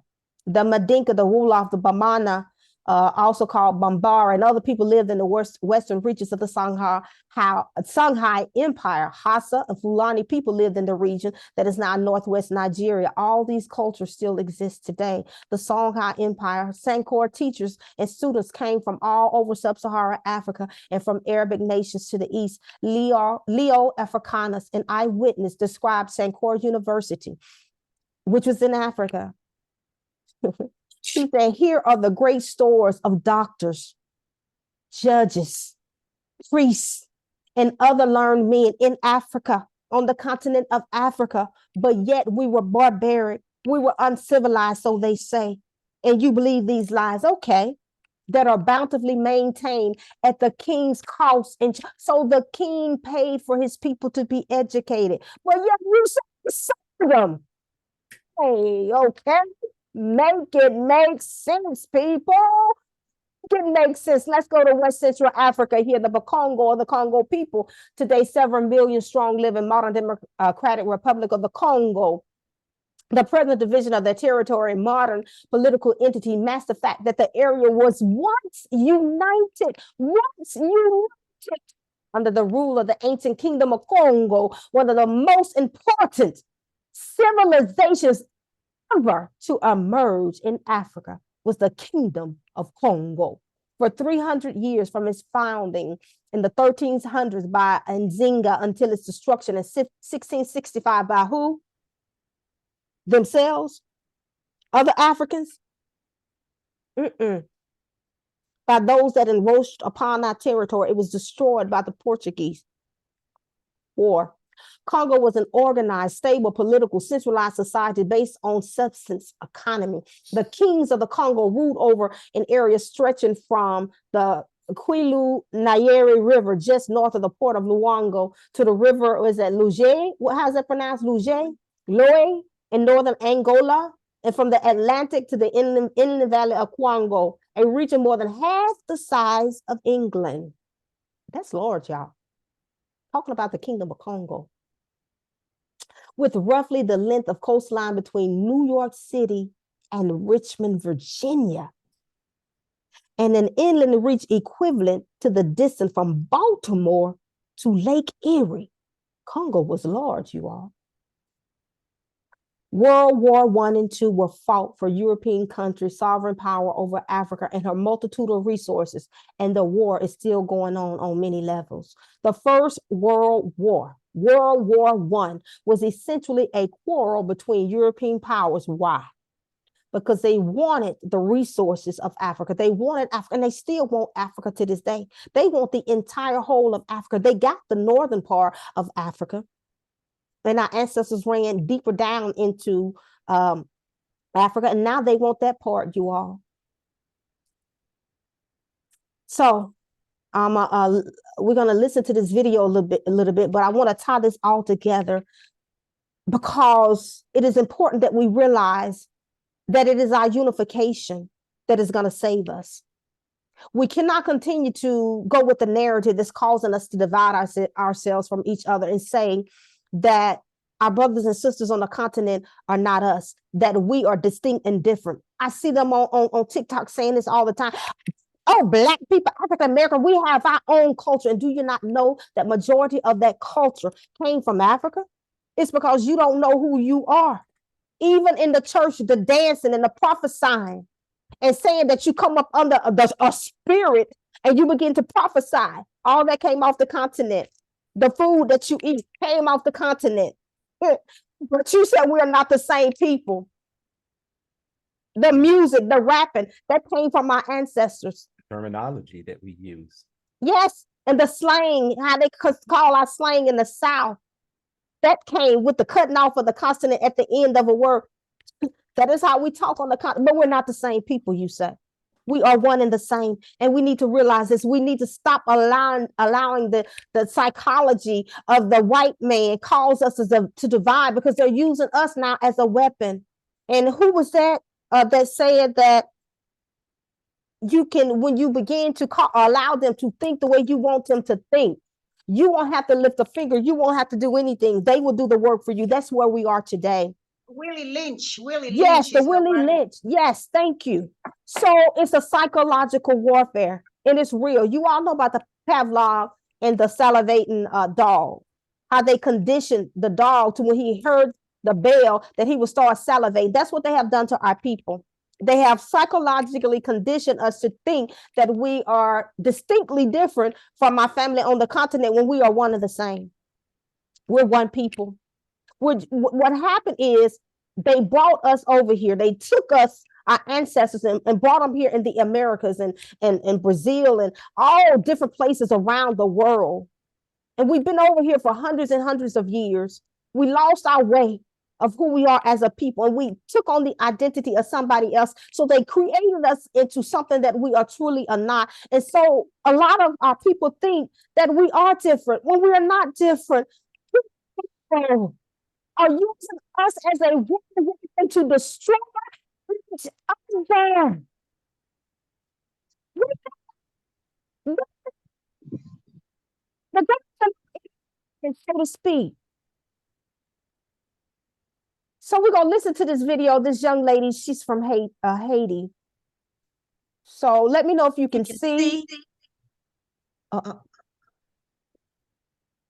You want to cut it on yours?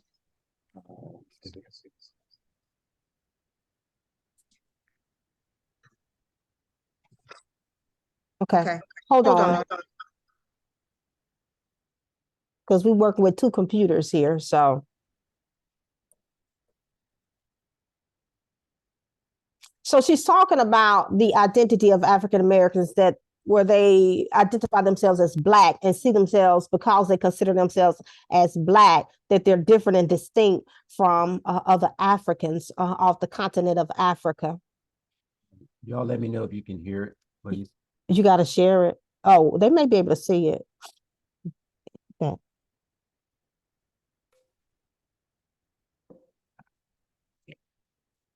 Can't I'm what? gonna do it. Okay. I'm gonna mute.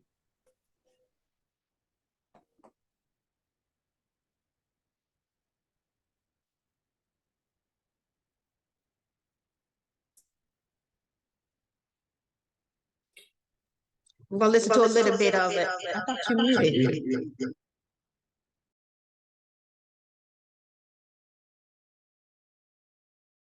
Yeah. Okay, great. Here we go.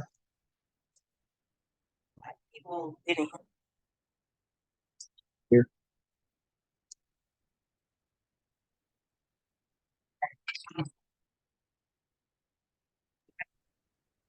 Can't hear it. You can't hear? No. Okay, hold on. No. Okay. Put it back on Should yours and be. do what you need to do.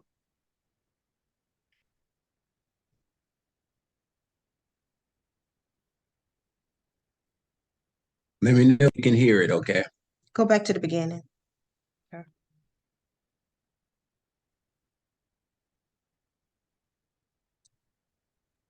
Can you hear it? No. No. I think after you click share on the same screen, you have to click share video sound or say computer sound or something like that. Yeah, we're going to it trying to click that. You may need to stop sharing first. Stop share and do a new share. Okay. Yeah. And then do what? We And was trying to then, do what we I'll- normally do and it's not working. Okay. Do it on you. And you said do what after stop sharing? After you click share again on the same screen, you select the window, of course, and then somewhere at the bottom you'll see share computer sound or share or something like that. Share video sound, something like that. Oh, yeah, yeah, yeah, Two yeah, yes, boxes. yes. Yeah, Okay, yeah. got it. Matondo. Okay, thank you. So let me know if you hear it or not. Harm me, you did. So Yes. if white people are the devil, why were you acting like one? You get me? Now it transformed from being people that you should have no parts of to being people that now you should be concerned with because they're mentally ill. I'm just taking you through the process of me kind of like being a foreign black person, right? And I know this might be a tough for people to hear because what I learned is that when it comes to conversations like this, which is why I avoid it at all costs, I realize that it's so charged emotionally that even if you're telling the truth and it's the real truth of what you experience, if it doesn't fit into a particular narrative, people want to shut it down. They want to kill it. No, you're not supposed to say that. No, you're only supposed to speak in this way. Again, this is the whole point why this conversation needs to happen, so that this whole group think, this whole, fake kumbaya thing can stop, because it's not the truth. It's really just not the truth.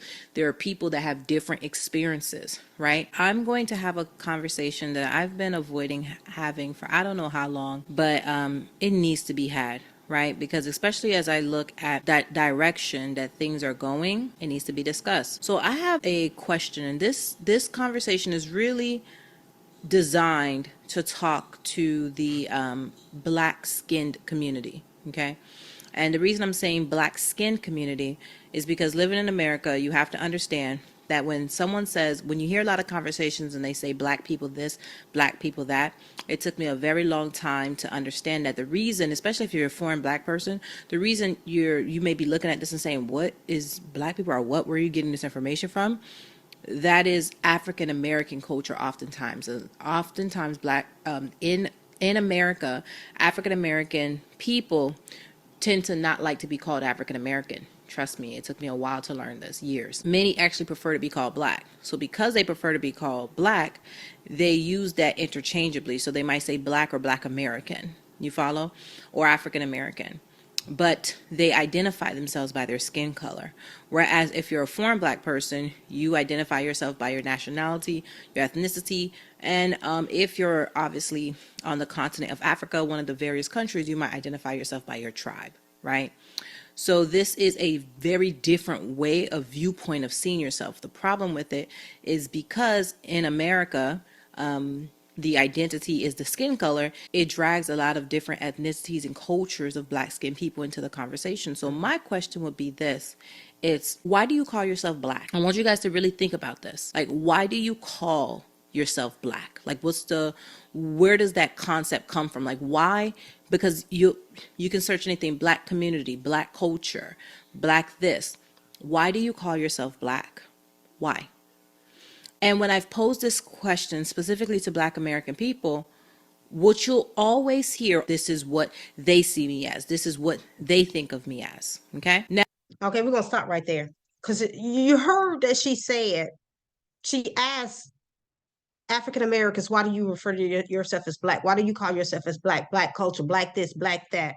And she said, that is what they, who is they? We know that she's talking about Europeans. So I pose another question on top of that question. Why are you allowing another group of people to define who you are? Once you allow someone to define who you are, you have given them control over you. And you are essentially their slave. You should never give anybody that much control to give you your identity of who you are. It's because our people don't know who they are, or either they refuse to believe who they are. So because of that, now you are allowing people that have sold your ancestors, ravaged your land, to create an identity for you. That's very dangerous. And that shows that there's some psychological damage on your part to allow yourself to be called, allow them to call us that. I refer to myself as African American because that is who I am. I know who I am. I've done my research, and my ancestry come from Africa, like the bulk of us here that are melanated. Our ancestry is from Africa. So you can say all day long whatever you want to say, I'm indigenous or whatever. The truth of the matter is your identity is of Africa. And like Queen NGONE said, they are allowing people to spin such narratives, and they constantly come up with new narratives, and our people grab hold to these things. They are so psychological damage that they don't want, and it's because they believe the fact that their own people sold them into slavery. So they have to have disassociation from these people, from our people, and say that I am not part of these people. That's not who I am. That is not where I came from, because they believe the fact that their mothers and fathers sold them. If someone told me that you're not who you are, you were sold by your parents, your mother and your father slave, what do you think that would do to a child? There would be a lot of psychological damage. You would be hurt. You would have an array of emotions. You would be on a roller coaster, right? You would, hate that it happened to you. You would hate your parents. You would be hurt. You would be sad. You would be angry. All the rage of those different emotions, you will feel them. And that's what our people are going through, that believe the narrative that our people sold them. And it's not true. So we first have to erase that. Remove that lie from within us that we were sold by our own people, and understand that there was war that took place when they came into our land. And they took our people, they stole our people. You saw that war. They fought, our people fought. I showed you just a brief, I think it was like 14, it was more than that, you all, of wars and resistance that was fought on the land. So if they are selling, why are all these wars going on? Why do they have all these quote unquote war relics that are the bones? Why? Our unity is the key. Monana, just like I said in one of my videos, just break it down to a bare level, a basic level. The mere encounter between the Europeans and our ancestors resulted in their kingdoms being dissolved, so they sold their kingdom. All right, resulted in their art being looted, so they also sold that. Resulted in their death.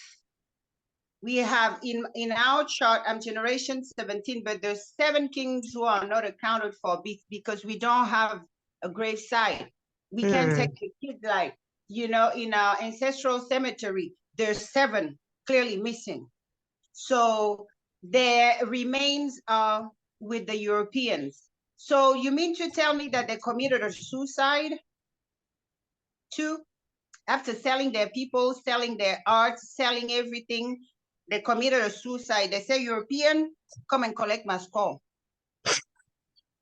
So when we hit that wall, it because the mental dysfunction, the mental disease.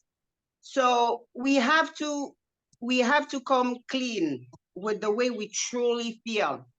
We hate our people because of the lies that we can't get over. We can't see the enemy for who he is, or we know what the enemy is capable. So I'm going to beat down my brother who came from elsewhere. I'm going to go into her business. Someone like me, you heard the recording. There's a video called, that video is called the danger, exposing the predators among us. Yeah, they will come to your company. I had no idea. I was so green when I came here. I'm like, oh my God, my people, oh, they look just like us. Oh my God, they blah, blah. But I didn't really get to touch on the damage that was done on our people until I opened up the door to my company to them. I ran a translation agency for 14 years. Okay. And what does it mean? We handle languages. So I got to work with a lot of people and the Europeans. I had white women working for me as when I need a Russian interpreter, a Russian woman goes, Romanian, whatever, Italian, especially sign language. I cannot tell you that any of these ladies or guys crossed me or disrespected me or laid an act of sabotaging against my company. But once I let my people in my company, I realized that when they come around us, it's really like a mission to destroy. I started being dragged to court. I started having these high attorney bills, $10,000 in a given year just to defend myself. Wow. Yeah. They take your livelihood like it's nothing because they feel that you did this. This is dangerous. Very. This is dangerous.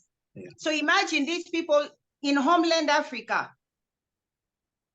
That's why a lot of people, a lot of countries in Africa, they don't want to welcome our children because of the mental illness and the liability.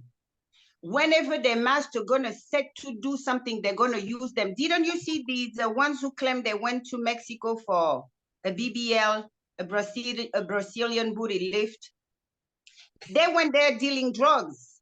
They went there dealing drugs, and they may have been sent by their own people, the masters here. Now what?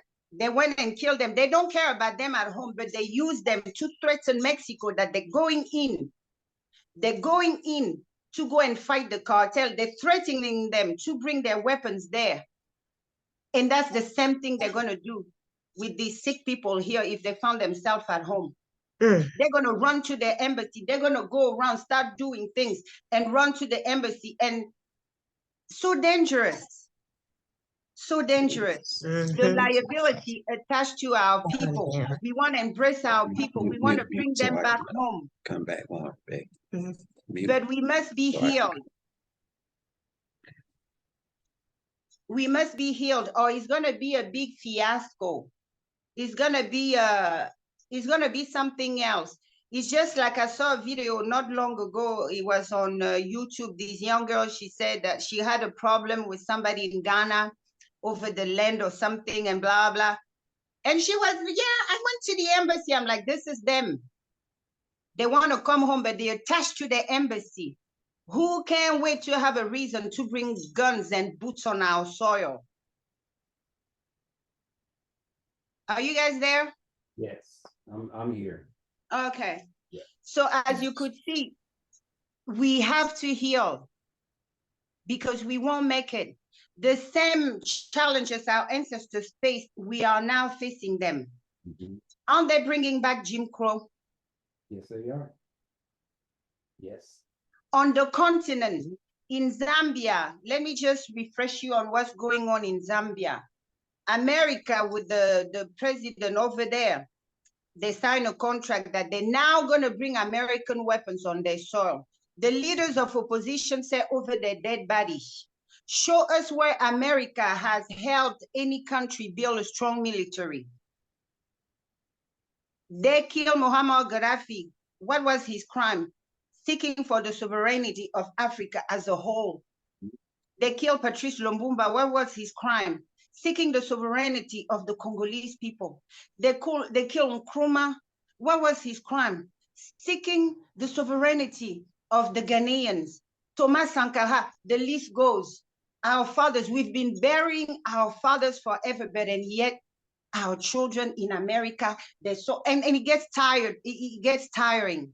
And I remember in one of my videos, I said, keep playing with this. This time around, you will be sold. You will be sold. Because when we go home and everything, the same government, go ahead and form your group, FBA and stuff. We're going to make sure, they're going to make sure they mark you. There's going to be an ID that say you FBA or ADOS before they give you their crumbs. And with that information, we're going to ban you from our land. Simple as that. They want our minerals. You're going to be caught in. You're muted. You're muted, NT. Do you think they're going to kiss their hands off? Those on the continent sitting on the minerals they crave, or you here being foolish? Because when we retrieve them, we be like, okay, give us a list of your FBAs, those who are FBA or ADOS, they should be banned because a security risk. These are your slaves, okay? You brainwash them. They are a security risk to our land. What do you think they're going to do? They're going to hide you guys? They're going to volunteer that information. They want you guys trapped here anyway. This is when you're going to be sold. Keep playing with that. You will be sold. They will. And, like you were saying about them being here, wanting to stay here because they say they're Black, right? And Yes. nothing to do with Africa. What they don't realize is, again, you mentioned about this Jim Crow that they're trying to bring back. The one senator, I think he was in Tennessee, correct me if I'm wrong, but he was talking about bringing back lynching as public killing. That was Tennessee. Okay, so Yep. you have these KKK mentalities and tactics that they're trying and slowly bringing back in to use as capital punishment. What do you think is going to happen to these so-called Black people who have no connection to Africa, don't want anything to do with Africa? What do you think is going to happen to you? Who say you want to stay here and you want to build civilization here. You already got recognized and you're happy, you're cheering. They're going to be enslaved. Okay. But what do you think is going to happen to you? They don't see that. And this is what we're trying to show you.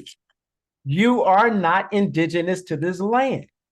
You're dealing with an entity that don't care anything about you. And when Mama Brenda had mentioned Queen Zinga, I get aggravated, I get angry because in watching that documentary, the British guy says to her, "Give me back my property." What? He said, "You stole my property. You're blocking me from retrieving my property, and I want my property back." Now, let me tell you, that's like me coming into your home and I'm taking your couch or your TV or whatever it is that you love that you have in your home, and I remove it out of your home. You come back and you get it. And I come to you and tell you, give me my property back.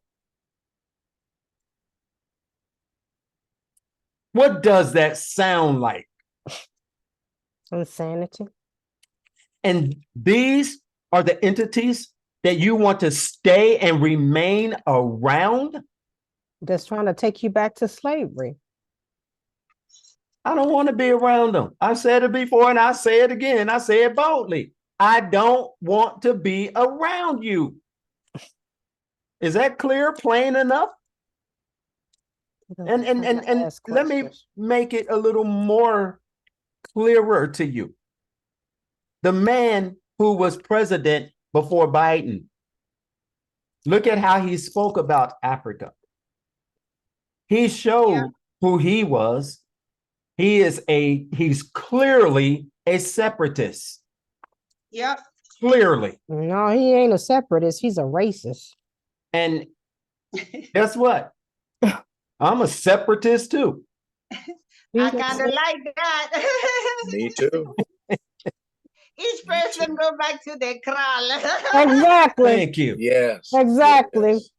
That's what I'm talking about. That's what I'm talking about. I've said this before and I'll say it again. I'll let you speak, Nkosi. I'll say this again. When you marry outside of who you are, male or female, you're not marrying a queen if she's outside of who you are. You're not marrying a king if he's outside of who you are. Because they're not from royalty. But when you marry someone who is within that same Clan. clan, national, ethnicity, you are marrying a king or a queen. A royal. A royal. A royal. These are not titles. No, These they're are who not we titled. are. Yes, These are who we are, royalties. yes. You Okay. can't take a cat and make it into a lion if it's a little pussy cat. Nkosi. If it's how can we say it? I'm sure you guys watch Shrek. I watch Shrek with my children, and Lion King and all these cartoons. You can't take Pussy Boots and turn him into a Simba. Exactly. Won't work. I was just going to say this senator here in Tennessee that was pushing the lynching law. He's not alone. We need to understand a whole lot of men there feel the same way. Yes. Yes. And it's not just there in Tennessee. It's all across this country. They feel the same. And I understand also that especially in the South and these Southern states, in these political structures and these senators and so forth, representatives, a lot of them they're very old. And my cousin was a representative in Mississippi in the House. She's a judge now. But when she was a representative, she told me how she was going back and forth with these old white people, white guys. She said that are still stuck in their mentality, you all. She said, she told one of them, we can take this outside if you want to. They was in discussing something. So she ain't gonna fight a fly though, y'all. But she'll fight them verbally. That's about it. But I said that to say how when they have all these old people in there, that trust and believe they still have these same racist ideologies. So it's nothing.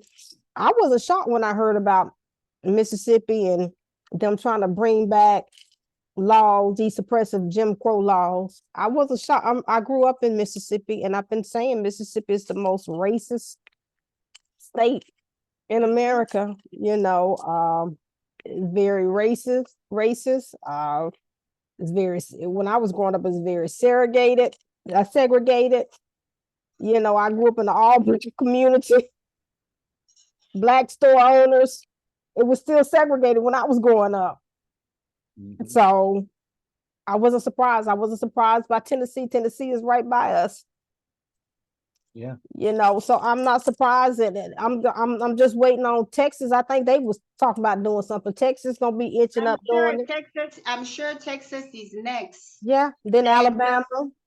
you have to understand that those of you who have run a business or run businesses, there's a cost associated to your labor or associated to the product, the manufacturer. You have to pay whatever you're selling it, unless you manufacturing it yourself. So I got to the realization that this country, whenever they're gonna feel weak economically, whenever they, like right now, they have never been at the state, they are almost bound to go back to the blueprint with which they built this land. And that blueprint was slavery. Because they know how. I had a company, let's say if my receivable was 600,000, a good chunk of it goes to pay for labor, the workers. So if my profit margin is 40 to 50%, guess what? You know, it's like a big chunk of money that has to go for labor. Now, mind you, if I was the slave owner, none of my interpreters I would have to pay. Do you know the kind of money I'll be sitting on? I'll be a multi-millionaire by now. So to tell you, we have to be realistic. We have to use logic. That's all they know. That's the formula that had proven to be successful for them in building this, you know, big nation. So guess what? When the nation is threatened, when it's like, you know, crumbling down like it is, trust and believe they will go back to what they know and how they build this place. We had a code word. I don't think we caught on to what that man was saying. Make America great again. Yeah. I don't think a lot of us caught on to what he was trying to say, that code word. Let's go back to the way it was before when we were glorious, so they think. Yes. Back when we owned a human being as pets.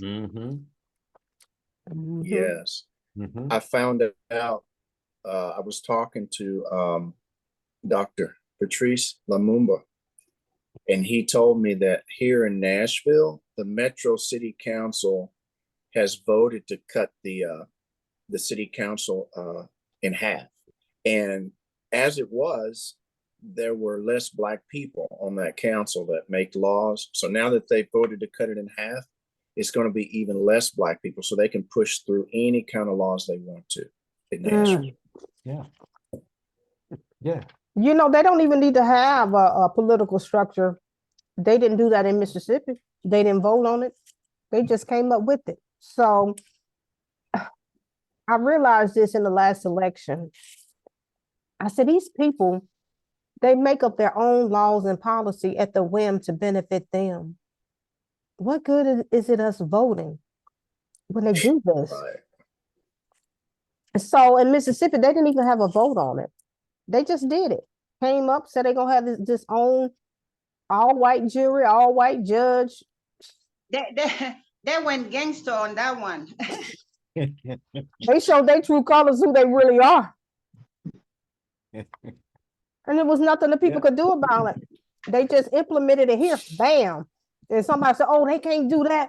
It's illegal. This is their country. They can do what they want to do. And they showed They can do you. whatever they want to do. They can make laws they can pass laws overnight. Yes. You can wake up and they can decide to call this country something else. And do you know what power is?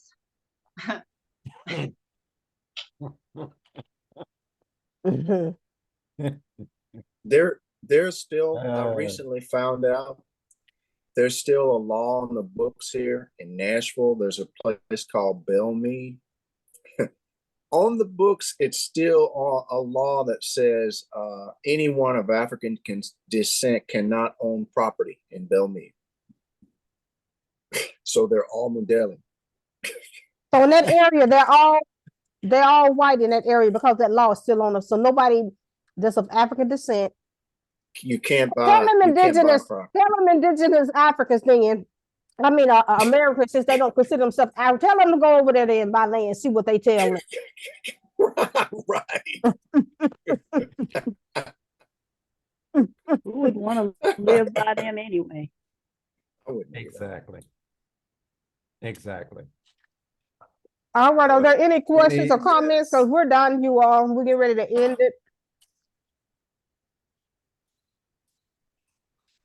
All righty.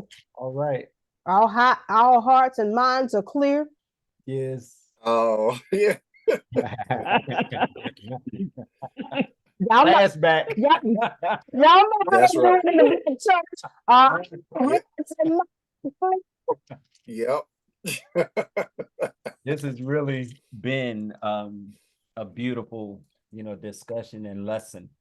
And next Samba, I'm going to bring forth, it's my intention to bring forth the teaching about the Arabic Muslim slave trade. And that was not even well, yes, it was Well, kind of well, Muslim, the Muslim Arabic slave trade. it's Arabic.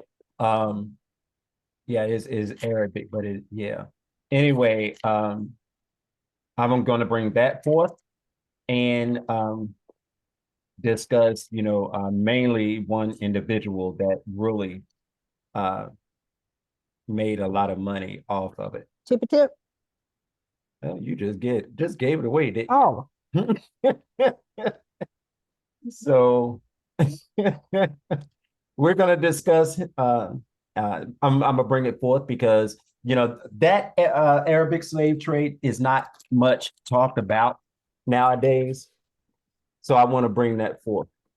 and that's funny. It's not because it's still going on to this day in Exactly. Sudan and it's another area in Africa that is going on.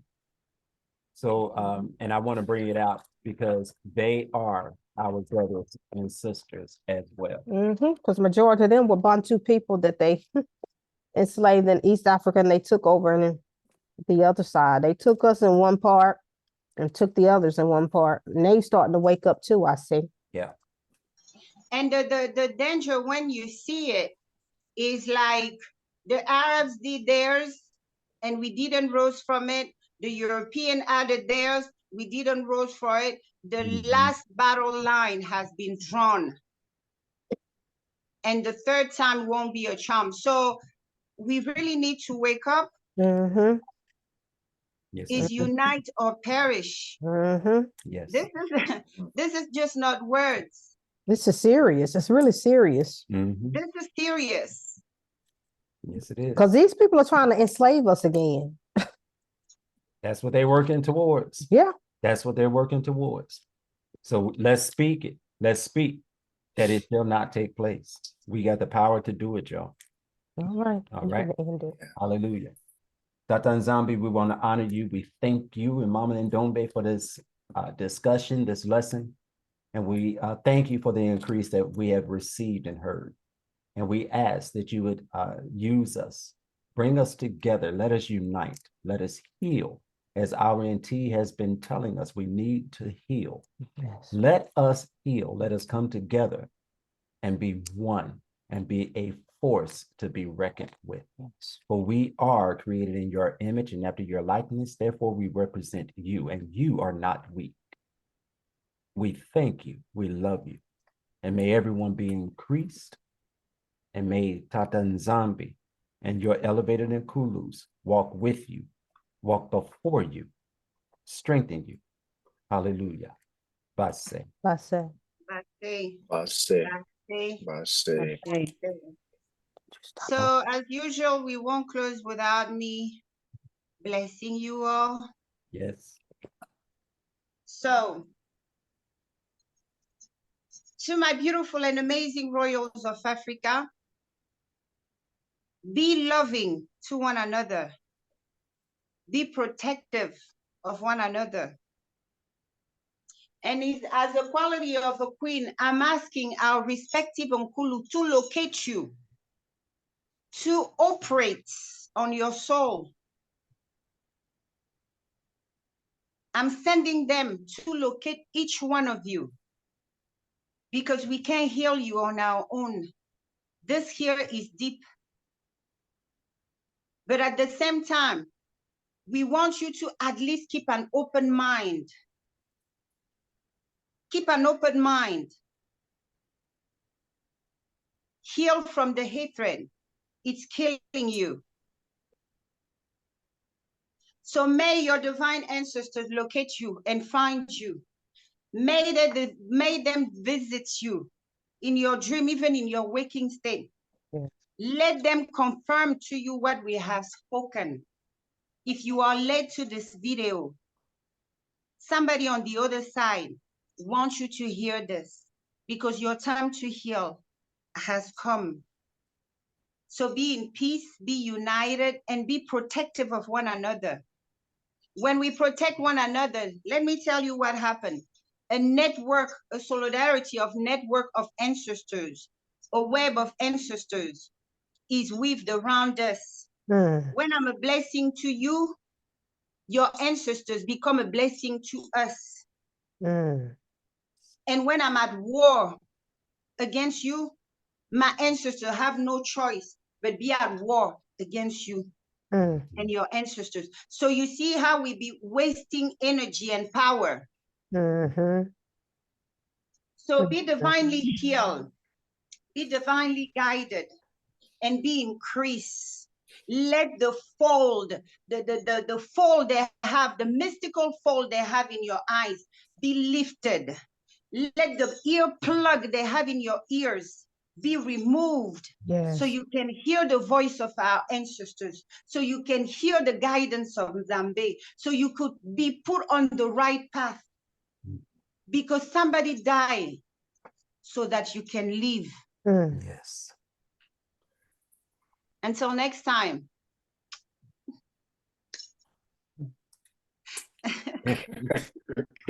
Matondo NT, Matondo. All my people, be increased, Matunda. be guided, and divinely protected. Bye-bye. Bye-bye. All right.